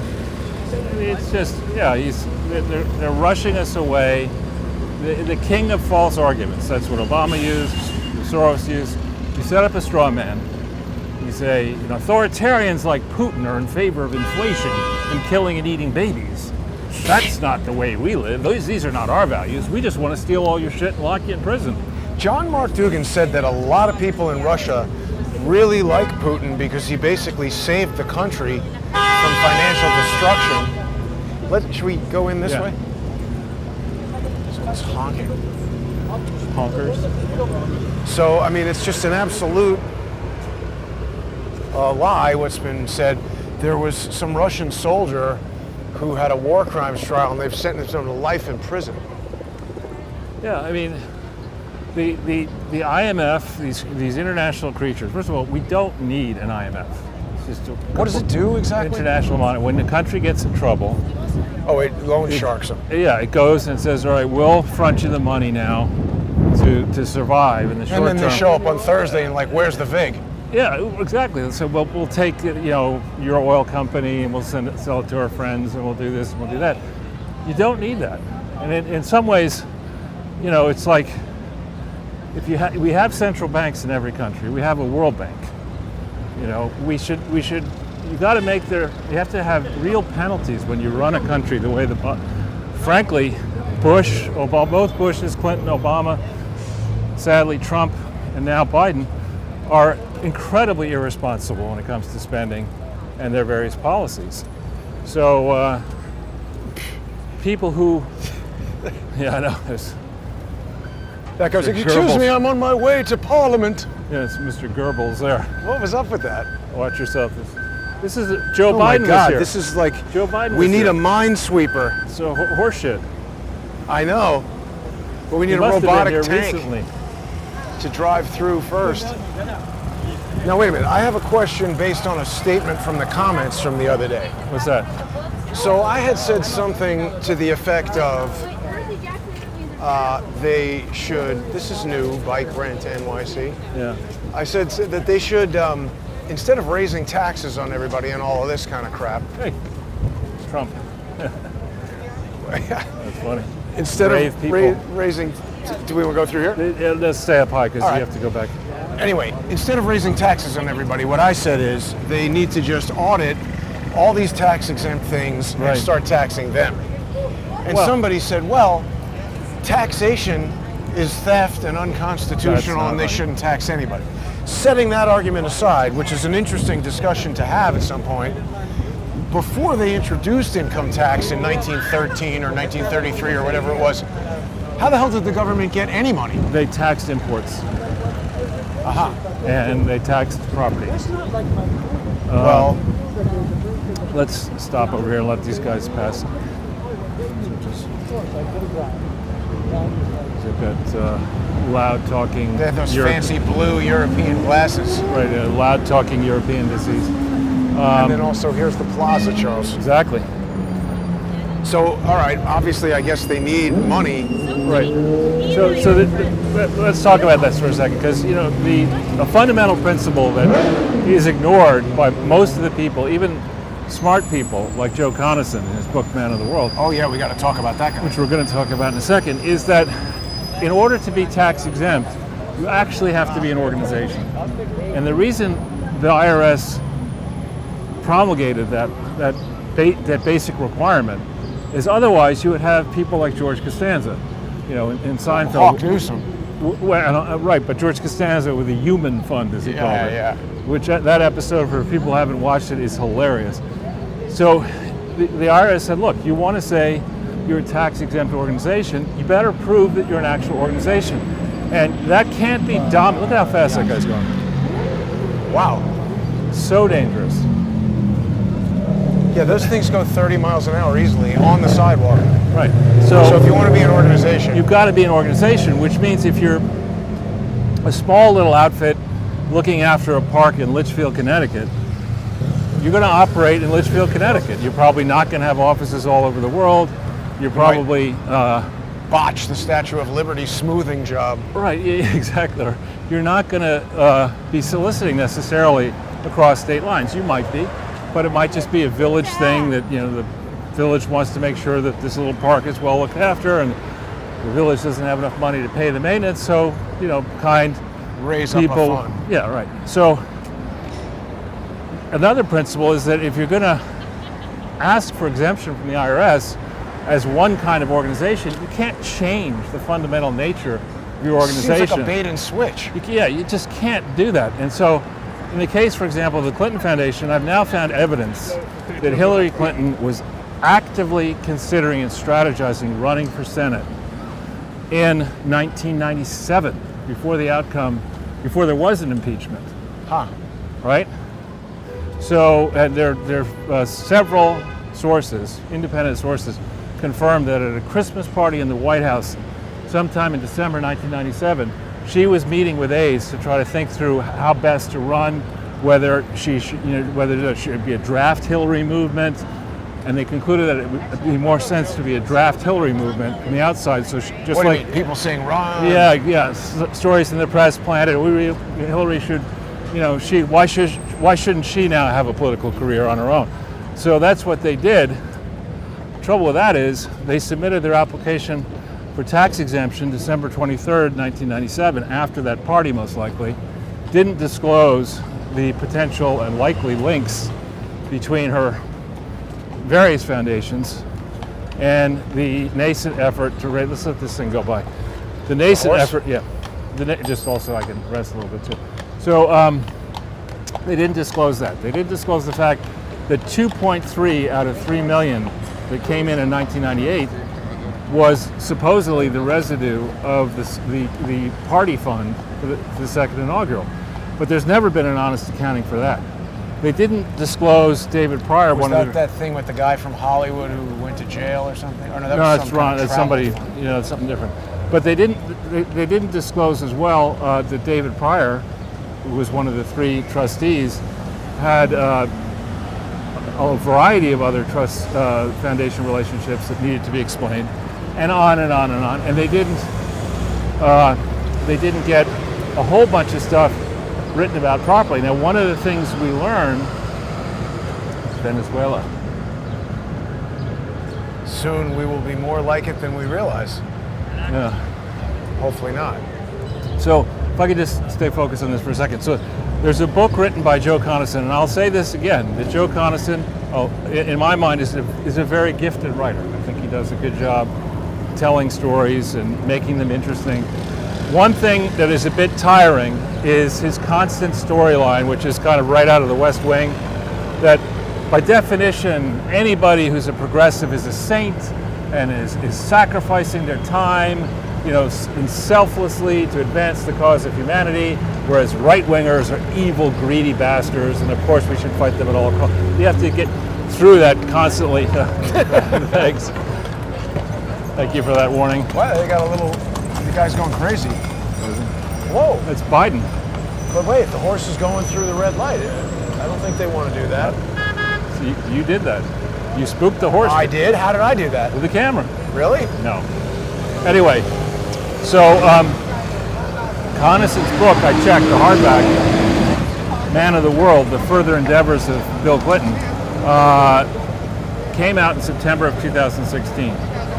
And obviously they had a plan for that. Right. And remember, this whole thing of interfering, of rigging the 2016 election. You're allowed to talk about that. Rigging? Why can't I talk about that? No, I said you are. Okay. But you're not allowed to talk about doing that to another thing. Right. But this whole project, which Durham should be investigating, there's some very interesting admissions against interest, or some would say incriminating statements, scattered throughout Joe's book, and including one very interesting passage that I read to you about how the Clinton Global Initiative was formed. And it says there... Wait, we got a whole thing going on here, poems, and so it says in the book what? It's that Epstein, right, quote, provided a loan as seed money, $750,000, to get the thing started on a visit to Saudi Arabia. The name will come to me in a second. Now wait a minute, he had a passport from Saudi Arabia. Right. So he was in Jeddah? This guy's begging in front of you. So here, hang on. So wait a minute. So but how can you give a loan to a charity? You can't. Let me give you the whole story. So there was the book goes on and on and on. It talks about the Jeddah Economic Forum that was organized in Saudi Arabia. That Clinton and Dan and others got on a jet provided by the government of Saudi Arabia, who had given $10 million to, let's go straight, had given $10 million to the Clinton Foundation, and we know that occurred. There's a $10 million donation, only one in 2004. We know the date of it. So, and as a suspicion, the government gave the $10 million to Clinton and said, we're not going to check too carefully what you actually do with it. Right.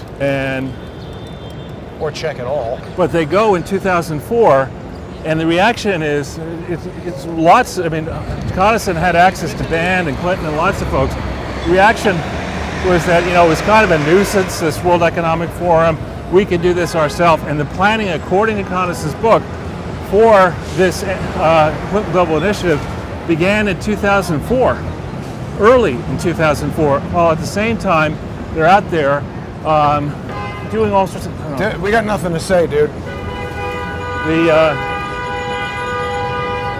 sometimes that encourages him. But How did he get over here faster than us? I don't know. But the God, there's another collection. Whoa. I mean, this is one of the most expensive cross corners in New York City. You know?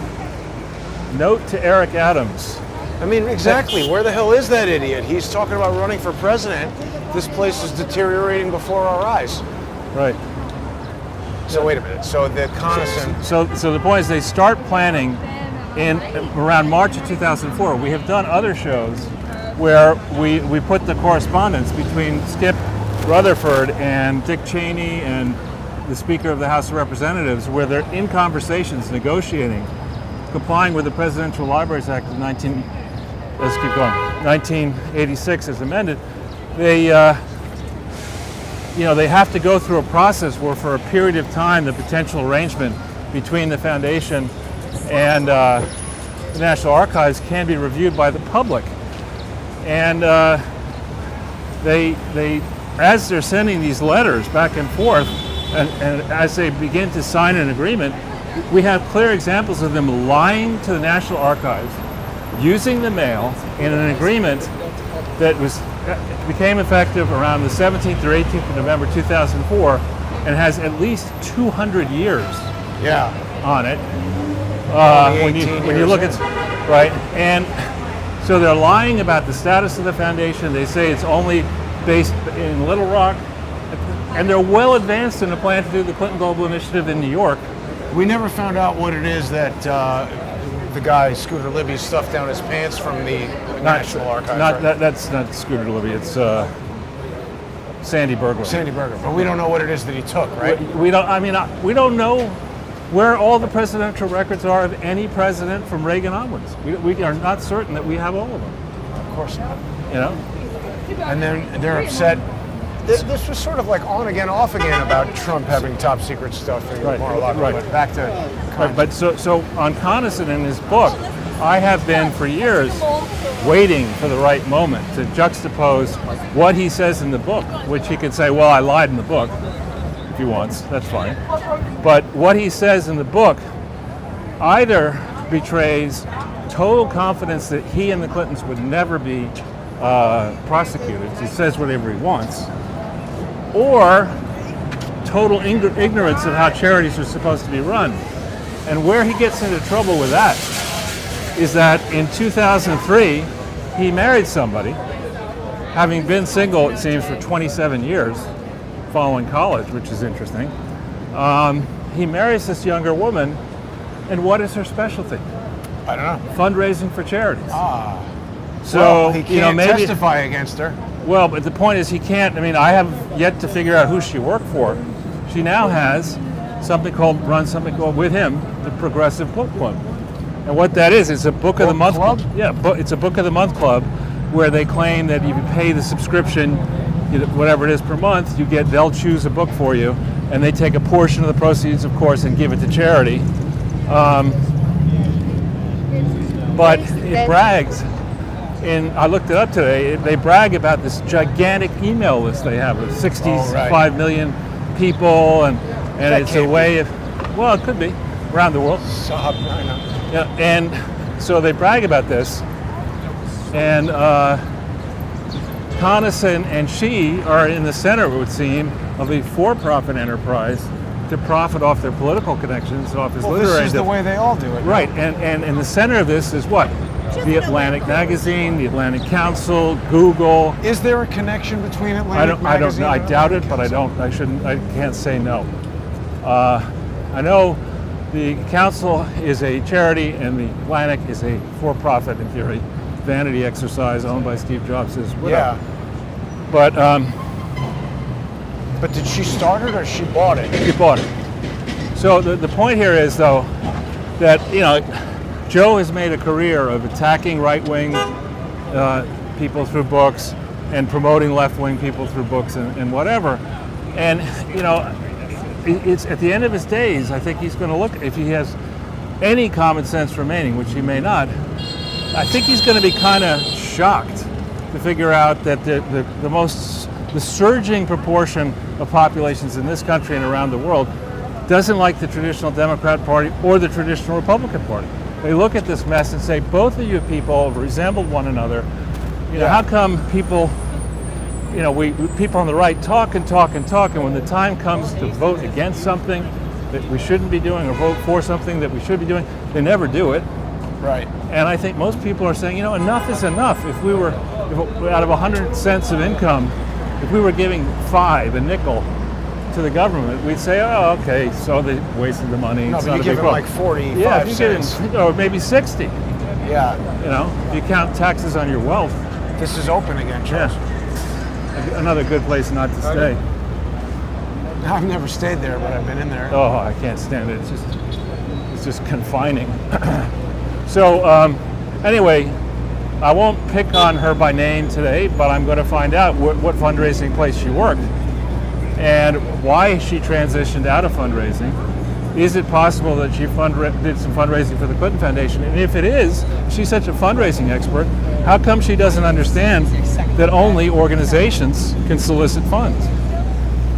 Maybe she For does tax. understand and doing it on purpose. But then, the whole narrative is, the evil people who sit on top of the world are all right-wingers. But we progressives, we're the Davids going up against the Goliaths. We're the people who deserve to go straightly to, from this planet to heaven.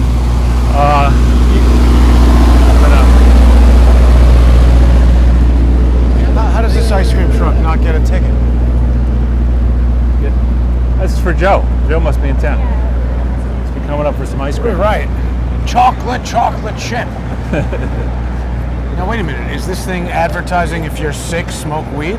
Go Puff. Actually sick. Really? It looks like he's got a joint in his mouth. Oh no, it's a thermometer. Oh. I don't know. Weed World now taking out bus ads. We're going to see Weed World momentarily.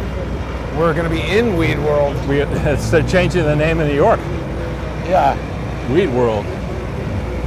Anyway, so So you're going to figure out who this lady was working for. right, and it's just the number of admissions that obviously Joe and Simon & Schuster, who published the book, because that's a serious imprint.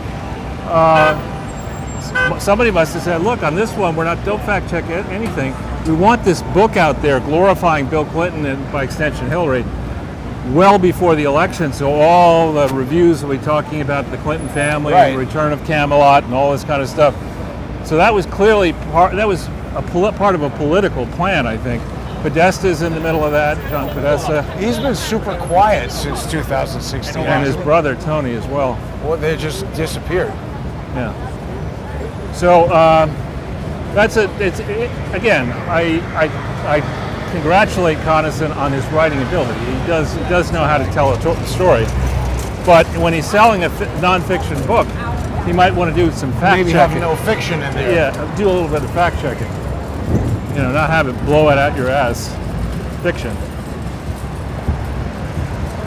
And what's remarkable to me, I made a decision long ago that I don't want to do this book based upon interviews, because when you start doing that, then the subject of the inquiry gets a sense of what you're interested in.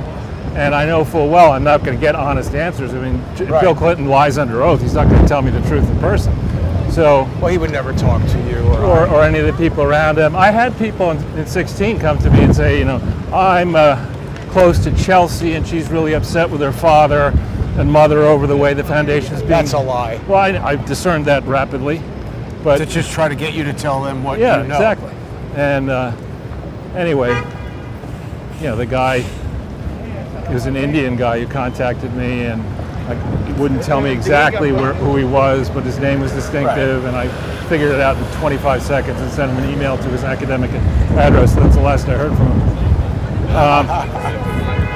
So, anyway, back on Dura for a second. People need to understand that the Clintons are extremely adept at managing the press. It's not a tough chore for them. It's not like Donald Trump giving a press conference, where everybody's, your name isn't Trump. That's not your real name. Your father changed his name or whatever. It's anything he would say. Yeah. We're here in Singapore. It's not pronounced Singapore. You know, but with Biden, he gets up there. I mean, Mr. Magoo is a better driver than Joe Biden. Well, they said if China invades Taiwan, will you respond militarily? And he was like, yes. And the woman was like, really? You're going to attack China? And he was like, yeah. Next question. As the president clearly said, Lloyd Austin then said, we have not changed our China policy, meaning we're not going to. Yeah, I don't even know why they have him there. Right. And I mean, it used to be that you get a good. I remember when Sam Donaldson, before he went completely crazy at ABC. I think he was a ventriloquist dummy. Well, he looks like one. He went hard after Nixon. Remember? I mean, he was really hard after Nixon. Well, I don't remember. Nixon was out of office by the time I was 2. Okay. Well, I mean, I always wasn't really watching Sam Donaldson. Are you sure? But anyway, I mean, wasn't Nixon kicked out in like 1973 or 4? 74. Yeah. August 74. Yeah. So I wasn't even 2. Yeah, no, I hate this. These people try to stop you on the street, ask you for money. Would you like to film your illegal charity solicitation? Yeah. Notice they didn't bother us. So, anyway. Sam Donaldson went after Nixon, you were saying. Yeah, but I was going to talk a little bit about Durham's mission. Oh, yeah. So Durham's supposed to figure out how it came to be that the Trump team was fingered for being Russian spies. How did it come about? And I think we're seeing it. We saw this. We actually were talking offline. Is that your favorite song? I don't know. I mean, that's just like the new thing that all these little halal food stands are blasting awful music to repel customers. It's like, I have to work on this street corner. I hate it. So I'm going to listen to my music. And I'll put this music on so that you won't shop here. That way I won't work and I'll get paid.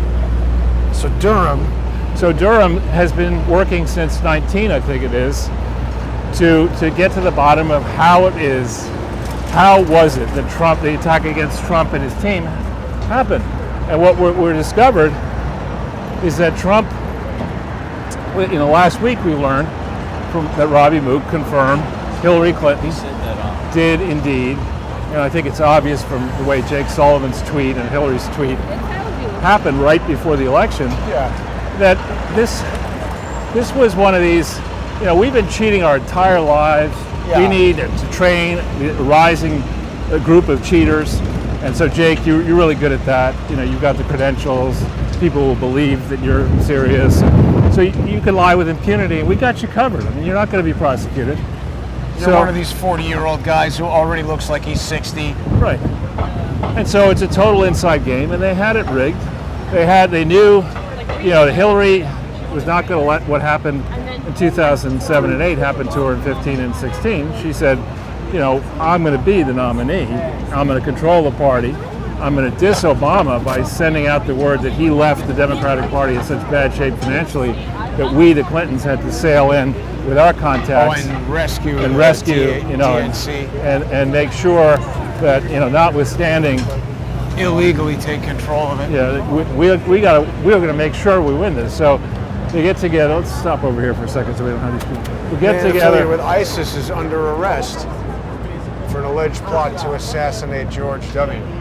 So they definitely got together, and using Mark Elias, who to me is one of these too cute by half lawyers, who says, I'm a lawyer, I know the ABA is never going to discipline me, and I know these old codgers don't want to go as far as I'm prepared to go, so I'm going to hide behind my being a lawyer, and I'm going to break every fucking law I can find. Yeah. And so they have these. I'm not an expert on election law. I don't even have any interest in learning about it, but I understand that there are rules that say, if you're running for a state campaign, then there's certain contribution limits, the national campaign other limits, and they figured a workaround there so that Hillary could raise a tremendous amount of money illegally in the campaign. She was just disciplined, slap on the wrist way, but disciplined nonetheless. And at the center of every problematic aspect of the 15-16 campaign, Mark Elias, when he was working at Perkins Coie, Is that Sussman, same law firm, yeah. and Bob Bauer, who was the main political lackey lawyer in there. Obama's. White House counsel, who leaves suddenly when the people return from Hawaii with the electronic version of Barack Obama's, and is married to Anita Dunn, who had to leave the Obama administration when it was revealed, when she said comments like the politician she most admires in history is Mao. Right. You know, I'm surprised that made her leave and not get promoted. well, she's back. She has had Valerie Jarrett's job for Joe, and for a while, and then she left to come up. She was the one who came up with the disinformation governance board theory. You know, I mean, this is just lackluster. Doesn't even get close to it. I mean, in their zaniest moments, as the Marx Brothers, right, they're more credible than this administration, right? I mean, now, did you notice there was a Fox News report earlier today saying that they were in the court deliberating about this information from Sussman because he said he wasn't coming for a client, and then they found the billing records that showed that he billed the Hillary Clinton campaign. 3.3 hours, Charles, is the amount of time that this was billed for. Well, and also, how many different times do billing records trip people up? I'm saying I think that indicates that the whole thing is, this is all theater, Rand Paul, as Fauci would say. We'll see. I mean, they may succeed in rigging the 2022 election, but I mean, Biden's popularity is so low. It's never been lower. He doesn't seem bothered by it, does he? He doesn't seem. If Acme safe were falling on his head, he wouldn't care. I mean, he's just the person is not credible, and the messages we're sending around the world, letting him remain in office as we're hurtling towards nuclear war in Europe. Ditz, Romney's, they're saying NATO should prepare to be on the receiving. They're rooting for it. Yeah, that's a good idea. How do you prepare for being incinerated? Right. Say what you want me to go baste myself up here? Yeah. Stuff a few wet towels under the door. That's right. Stock up on canned food. Well, I mean, think of the impact that's going to have on global warming. Well, the thing that I was going to say is I have just recently become aware of this thing called the White House Military Office. We've got it. Yeah, I mean, these people from New Jersey. So this White House Military Office is a very interesting thing, Charles. It was created by Truman right after World War II, along with the CIA and a raft of other crap that has put us in a... What does he say? Well, there's another fine mess you've gotten us into. Fine kettle of fish. Right. But anyway, this thing has absorbed so many different sort of like appointed entities over the years. It controls the president's motorcade, it controls Air Force One, it controls Marine One, the helicopter unit that transports the president, it controls all of his medical stuff, all his communication stuff. And then when I started looking into the White House Communication Corps, which is the thing that it absorbed, I mean, that's almost like its own secret agency. It gets involved in cryptography and all kinds of security of communications. So the question is, if the President of the United States began communicating through Twitter in 2011 at the behest of Adam Sharp, that's Twitter is part of the communications, and you would think the White House Communications Corps is going to be in direct, have some sort of interaction with it. Right. And then we hear about the creation of this Disinformation Governance Board, which Mayorkas was very careful to point out is not a department, and that Nina Jankowicz told me personally on the phone, there is no confirmation process, so she just gets installed in there. How do we know that this is not some secret creation of the White House Military Office? I mean, it's not really my area, but I think the one thing I would say is that, just the luggage, it's very valuable to have the contact information of the people who are interacting with the president and his top aides. That's extremely valuable, right? And particularly if you're some supercharged agency that can then say that to protect the president, you need to know how the president and his people are communicating. Right. That then gives you the license, perhaps, to not only know what Jason Goodman might be saying to the president, but also then to know who Jason Goodman likes to speak to after he speaks to the president or before he speaks to the president, and you start get a wider license to look into your life. And so yeah, the other thing that I don't like about that is that these type of offices outlast presidents. Exactly. And they start to forget the fact that they are not above the law because they happen to work for multiple presidents. They are very much also regulated by we the people.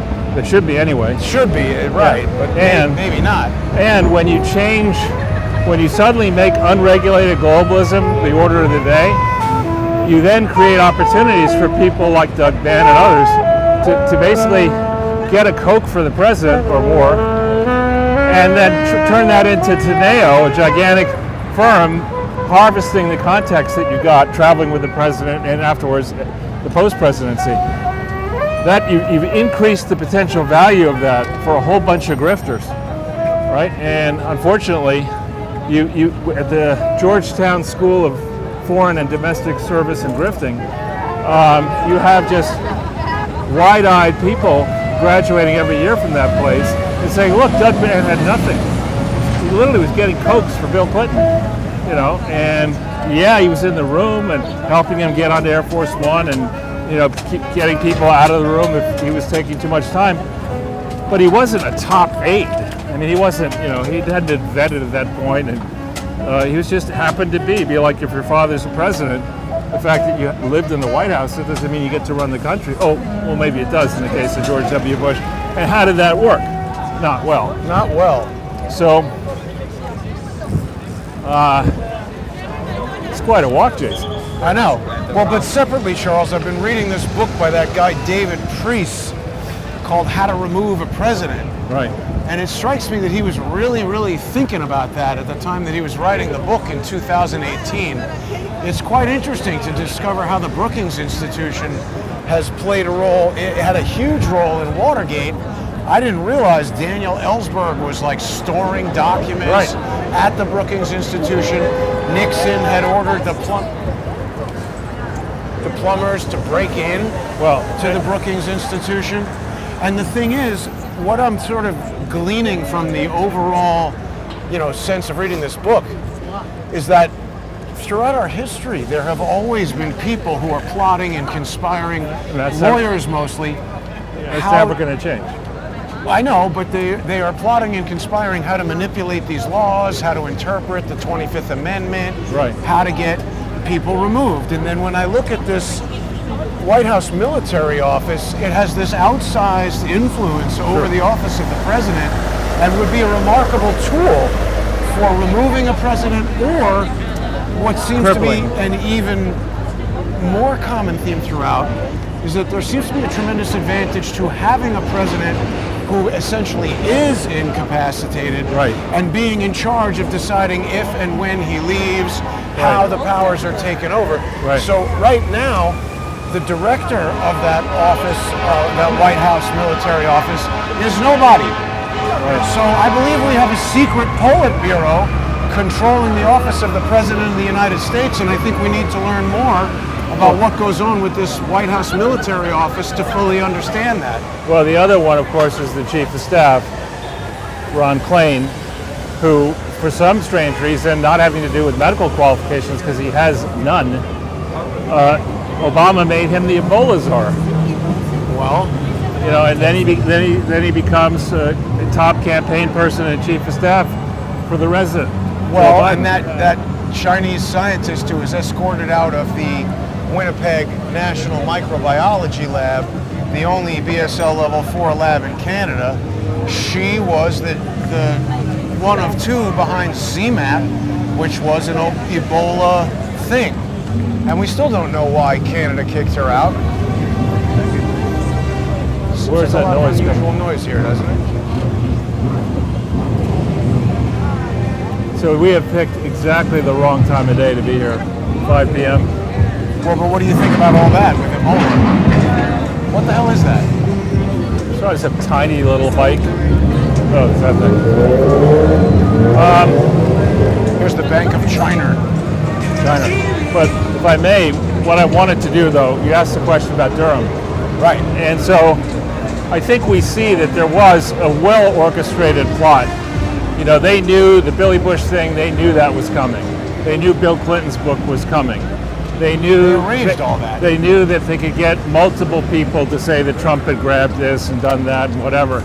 And if they fed it onto a fire that was already smoldering and poured gasoline on it, they figured Right. with their contacts, the lies they were selling as truth would be so far implanted into the minds of the electorate that on the one hand it would inflame the passions of pro-Hillary people to vote, and the other hand, their hope was it would stop people who were on the fence from pulling the lever Right. and going out and saying, let's try Trump. So They just do everything, a game of inches, really, right? right, and they're playing. They cannot play a real game. The only thing they can play is an Cheat. inside game where they're cheating. That's Hillary's entire life. She's a lying, cheating, evil person who willingly entered into this marriage, which is, come on, Where are you going, idiot? let's keep going. But The traffic is all stopped and this idiot is honking at everybody. If I wasn't with Charles, I would... See, people appreciate it. all right. Anyway, So. so they cheat, that's all they can do. Right, and so what happened here is that we're now getting more and more proof that what they were doing to manufacture the stories was coming up with knowingly false allegations, and then going to their friends in the media who had a lot to lose if Trump won, Yes. and a lot to gain if Hillary won, said, look, we want you, quote, to investigate this. Now, when I was trying to get, and I think I successfully got, prior to the election, information and people focused on the Clinton Foundation, my approach was to say, yeah, we'll go to the 7th. My approach was to say, I'm going to tell you what I've found. But what I would like to do is I'd like to go into a room with your own experts, and I'd like you to, study this material Dry and clean it. and pepper me with as many questions as you want. I won't charge you anything. If you want to use my name, you can use my name. If you don't, I don't care. My goal is to regulate the Clinton Foundation. It's a disaster. That was the approach I took. But I had done work, Right. to expose this fraud, and I triple checked it, and I've gone to friends, some of them, whose opinion I trust, and they assured me I was correct. I mean, serious lawyers and accountants and others, and just smart people. That's the approach I took. And I got no problem admitting that I did that and sitting down even with a guy like Joe Conason and saying, here's what I did and why. But I have a major problem when an established candidate from either party with $1 billion, she raised in total $1 billion for the 2016 campaign, says a core tenet, a core tactic we're going to use is to spread defamatory lies, knowingly false defamatory lies. As Shameful. truth. Well, because you do it in a presidential campaign. Why should an ally trust? Let's right here. Why should it? Let's no. I don't want to. Why should an ally trust anything that President Clinton, Hillary Clinton would have to say, knowing this? Well, no one would trust anything she has to say. I think Nygaard is over there. Yeah. Yeah. What was that? The sign is there. I see it. Well, he's in jail somewhere. Yeah. In Canada, I think, right? Maybe, yeah. And there's Biden. Wait, careful, careful. Shoe for you. Right, these dudes are going. I mean, now it's motorcycles in the bike lane. I don't understand why that's allowed. So suddenly you're a cycle expert? Yeah. I mean, And are these cops or security no, guards? security guard. Ketanji Jackson Brown wouldn't want to admit that that's a, she's the Motorcycle. Supreme Court justice. I can't. What am I, a mechanic? Yeah, I can't tell you. I mean, how do you expect? I can't. All Guy sorts had of stuff. that Singapore chicken. You go ahead. What is that thing called? Jollibee? Jollibee is actually Philippine, Philippines. and I know that because I saw it in Singapore. it's in Singapore, but it's a famous It's one of the McDonald's tried to get a bigger market share in the Philippines than Jollibee, and they gave up. It's just It's kind of like Russia. well, it's just there's Philippine people just love the taste of those Jollibee, whatever the sandwiches, whatever they're called. Well, they gave up. I mean, Russia, McDonald's just I was know. like, hey, leave it to Uncle, what's his name? Uncle Vanya or something. Yeah, Uncle Vanya. It's kind of the same as McDonald's. No one will know the difference. Yeah, I remember there was I think it's the Moscow McDonald's was the first to open. I may have Yeah. that wrong, and it was owned, I believe, or a joint venture or outright by a Canadian franchise. And I happened to meet the guy who owned that Canadian franchise on a different deal up in Canada afterwards, and he was explaining, I think I have that right, that Yeltsin was, I think it was Yeltsin, went to the opening, or whoever went to the opening, and somebody asked in front of Yeltsin, how much money is this person slinging hamburgers making? And the answer was given, and Yeltsin's eyes popped out of his head because it was such a large number right. in his mind. Well, it's kind of, I mean, you know how I feel about McDonald's. I You love absolutely it. hate it. But I will say, when I was in, I guess, college, or was that still high school? The 90s were somewhat defined, even in the United States, by perestroika and this notion of the falling of the Iron Curtain Sure. and the world coming together and Kumbaya. capitalism and free markets winning out over this dreaded, when I was a kid, Ronald Reagan would talk about how it was the evil empire and everything. So it was like the symbol of McDonald's. I remember there was this big Billy Joel concert in Moscow that was like the first. That's the See, I definition don't of- like these that's assholes the playing same this guy. goddamn music, That's it. monetizing every video. That's the all hat, no cattle approach. Well, it's also, you're not allowed to do it. There is a law that you're not allowed to go Jason. around broadcasting music, because otherwise the city would be an even more ridiculous noise mess than it is. But the point is, Billy Joel does the concert, McDonald's in oi? Moscow. Yeah, it's got to be Elon Musk upset about the stock going down. That would be a big, And then big Pepsi cartoon. made a commercial with a Russian kid skateboarding in front of a McDonald's. Right. And they're like selling Pepsi at the McDonald's or whatever. I don't think they sell Pepsi at Oh, well, McDonald's. whatever it was in the 90s, maybe I'm confusing it. Pepsi was being sold, McDonald's was there. Pepsi The is- concept was that America and the former Soviet Union were coming together. Right. Russian people started moving to America. You started, I married a former Soviet Union citizen. It was this feeling of like kind of we're growing up, we're Sure. moving to the next level. And now it's like we're regressing. We're going back in reverse. And calling it progress, too. Right. Can we make a right here with the lighter? Sure. We'll get monetized by the music being broadcast from Weed World. Oh, we'll get weed world. But yeah, it's terribly sad to see what's going on now. And better hurry it up.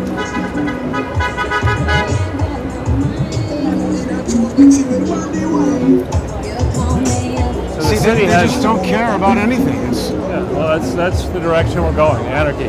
So back though, I didn't finish the story about the Jeddah thing. So, Oh, yeah. so in 2004, on the plane over to Jeddah and then up to the World Economic Forum, guess who was given a copy of My Life to review? In I think February or Epstein. January. No. Strobe Talbot and his wife were on that trip. Right? And then on that trip, they basically decided that maybe we'll do our own Clinton Global Initiative. So later in the book, Talbot's a lawyer also, right? I don't think so. I think he's a Russian scholar. He's a Russian language scholar. But the later on in the book, shortly thereafter, it explains that it was Epstein and Ghislaine Maxwell who lent $750,000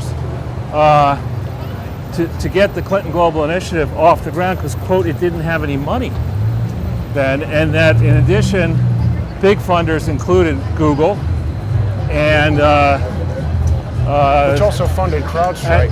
and Gates the Yeah. Gates Foundation, and the Rockefeller Foundation, all starting in 2004. All the usual suspects. Right, but when the Clinton Foundation had absolutely no authority, they hadn't finished the foundation, their books and records were a disaster, and this provides all these juicy little nuggets from the inside, which again, they either happened, which helps me, or if I have to say, tease out of the guys by going to the publisher and saying, I don't believe this is true, here's why I think it's not true, please have Mr. Coniston correct this. Will they do that? I don't know. They'll be like, who is this? Click. Well, we'll see. We'll see about that. Who are you with? Exactly. I'm Right. by myself. Put him on the damn phone. No, I think, the challenge here is that there are continuing solicitations occurring in the name of entities that don't exist. Right.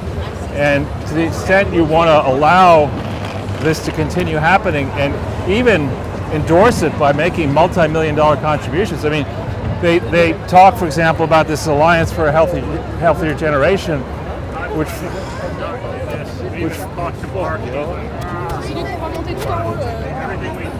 could you please just stop in the busiest right at the intersection and speak corner. French? People love to do that. When you come to New York, do not do that. Yeah. High end, very high end. Yeah. Very high end. No doubt. I learned that at the circus shop. So they're on the flight from Jeddah. Right. Well, and they're basically talking about we could do this. Epstein gives them the money, and then they talk about putting the deal together and how they organized it, and nobody asking, do we have any legal authority to do this, and how is this a charity? But how normal is that for a private citizen to lend money to a charity? Well, you don't do it. That's what I mean. It seems weird.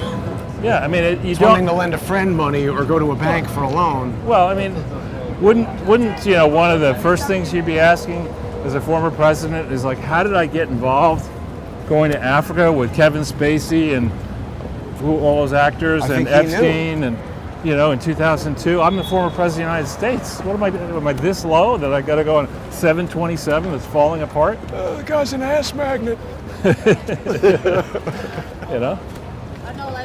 Well, I mean, again, I think there's very specific reasons for using that 727, and you even said, didn't they refer to it as the plane at some point in the book? We saw a guy, we asked him where he bought it from. I forget. I'll be looking at that more closely. But anyways, the point of it is that the book is out there. The book has not been rescinded. There's a paperback version which I may have to look at and There's see. changes, right? Didn't you say? That's my life. Oh. I haven't looked to see yet whether the paperback version of Coniston's book has an afterword and any. By rights, it should. I mean, because the first hardback came out before the election results were known. The paperback would have given him in an afterword a chance to bemoan the fact that Trump won, But they don't want to do that. Oh, sure they would. That's their whole. We're the noble insiders. We spent our entire careers in public service. Aren't you better off? Well, actually, we're all a lot worse off, you dumb schmuck. I mean, it's just. That's cash. Let's get away from that. Let them go. I wanted to see what he's texting. I was about to zoom in. Well, but there's their bags of cash, I think. Where? They're carrying. The cops? No, that's not cash. That's their gear. Cops don't carry around bags of cash. Well, maybe they I do. don't know about that. But they're not supposed to. He's texting, I got the cash. The donuts are on me. But I mean, this area here has been a wreck for decades, right? It's always under construction, always dirty, always awful. This is what you get when you pay for unlimited, where you allow governments to borrow more money than they can pay back, and there's no oversight of the grift. This is what you get. I mean, the other issue is, Charles, when you run a company like a sole proprietorship, yeah, I'm telling you, it's an iPhone, it's got pictures of his kids on it, it's his personal phone. Right. When you're running like 21st century 3D and you're like, ooh, we got to make the payroll, it's like, well, I guess we won't buy that extra whatever. and we haven't been using this bank of older computers for a while. Why don't you guys go put that on eBay and we'll use the money to cover whatever. But when you're just getting billions of dollars from you, like, whatever, throw it over there, throw it over there. Oh, if I give 10 million over here, you're gonna hire my son for whatever. Right. So they're motivated to waste the money. Well, do they have any idea where this $40 billion worth of stuff went? no. I mean, there's so many billions have been lost, whether in Iraq, Yeah, drive right through the green light, stupid. you know, it's a bipartisan thing, and that's what, you know, Clinton has talked about this, and I think, I haven't read yet Carol Quigley books, but I will. The professor, I think at Georgetown, basically argued that what you needed to do is you need to create the appearance of debate and conflict between two parties that are fundamentally the same, you know, some differences, but, and just have a perpetual exercise where we the people are deluded into thinking that our votes matter and our voices are heard, and the insiders just steal to their heart's content. And I think, you know, it should be pretty obvious. If you start Bill Clinton as Attorney General, no money. Bill Clinton today, it's almost 76, a lot of money. Yeah. Same with Hillary Clinton. I mean, she didn't get it because she's a great investor. Cattle futures. No, but you know what I mean. She's not somebody who sits there and says, you know. Wasn't something else going on with Tyson Chicken now? Oh yeah, Tyson Chicken, and it was Tyson Foods, and a lot of the big families there wanted to make sure that they had the Attorney General and Governor under their control. So it doesn't cost that much money. It doesn't cost that much money, evidently, to pay off and please the Clintons. So if you're a billionaire worried about maybe paying a couple $100 million of fines, and you learn that all you need to do is, you know, give her some stock tips. That dude's on the motorcycle smoking legal weed. that's stupid. But I mean, of course, it seems like you would be arrested for that. not in the city. That's great. This soon will pass, y'all. Was that what the chicken restaurant said? Popeyes. That's a great slogan. You know, Yeah, I don't know. maybe Mustang Harry should change its slogan to, "Yeah, we serve horses." They Or serve in the horses, don't they? Or in the case of Joe Biden, we serve horses' asses, don't they? Nice, quality garbage, the best garbage. You know, Wow. in New York, we got the best garbage, says Trump. It's major. Well, we're almost out of runway here, Charles. It's interesting. I've been doing this comparison where I'm looking at MSNBC and CNN more just to see how they're spinning it. And so Rantingly or one of those was saying that, you know, something like 100-6 for the people who Trump endorsed. Right. Won Remarkable. versus those that didn't won. And CNN and MSNBC are like, Kemp won, even though Trump endorsed the other guy. So Trump's failing. No, it's Gingrich is very smart. I don't like Gingrich's politics very much, but this is an incredible record. You know, Like nobody's ever done that. Well, let's do the reverse. Go back and look at how Obama did in 2016. Endorsing people? Or around the world, you know, trying to get Brexit not to happen, threatening, and that didn't happen. Right, that didn't work. You just go through everything that he tried to get done, meddling in other people's campaigns. And I bet you he's not even batting 500, let alone, you know, 90% the way Trump is. And Trump's not the political expert, right? No, I know. He's like on some like Henry Rollins tour, just showing up and speaking his mind. Right. So I feel like they've removed a scaffolding from here or something. Is on that? the corner here, yeah. Yeah. So I guess I haven't focused too much on the market today. I had a very busy day. I did want to give a shout out to our friends in Document in Norway. They've got a very professional opening. Nice office too. That was not was that Wasn't it? No, that was TV1.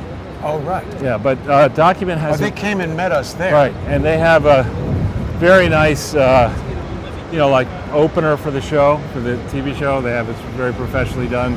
And what was this? Twitter closed 37. That's up. That is 1.5 almost. That's pretty significant. I don't know, was the market up today? Well, Dow, yes, up 191. That's nothing all that significant. It's better than don't down have 2,000, right?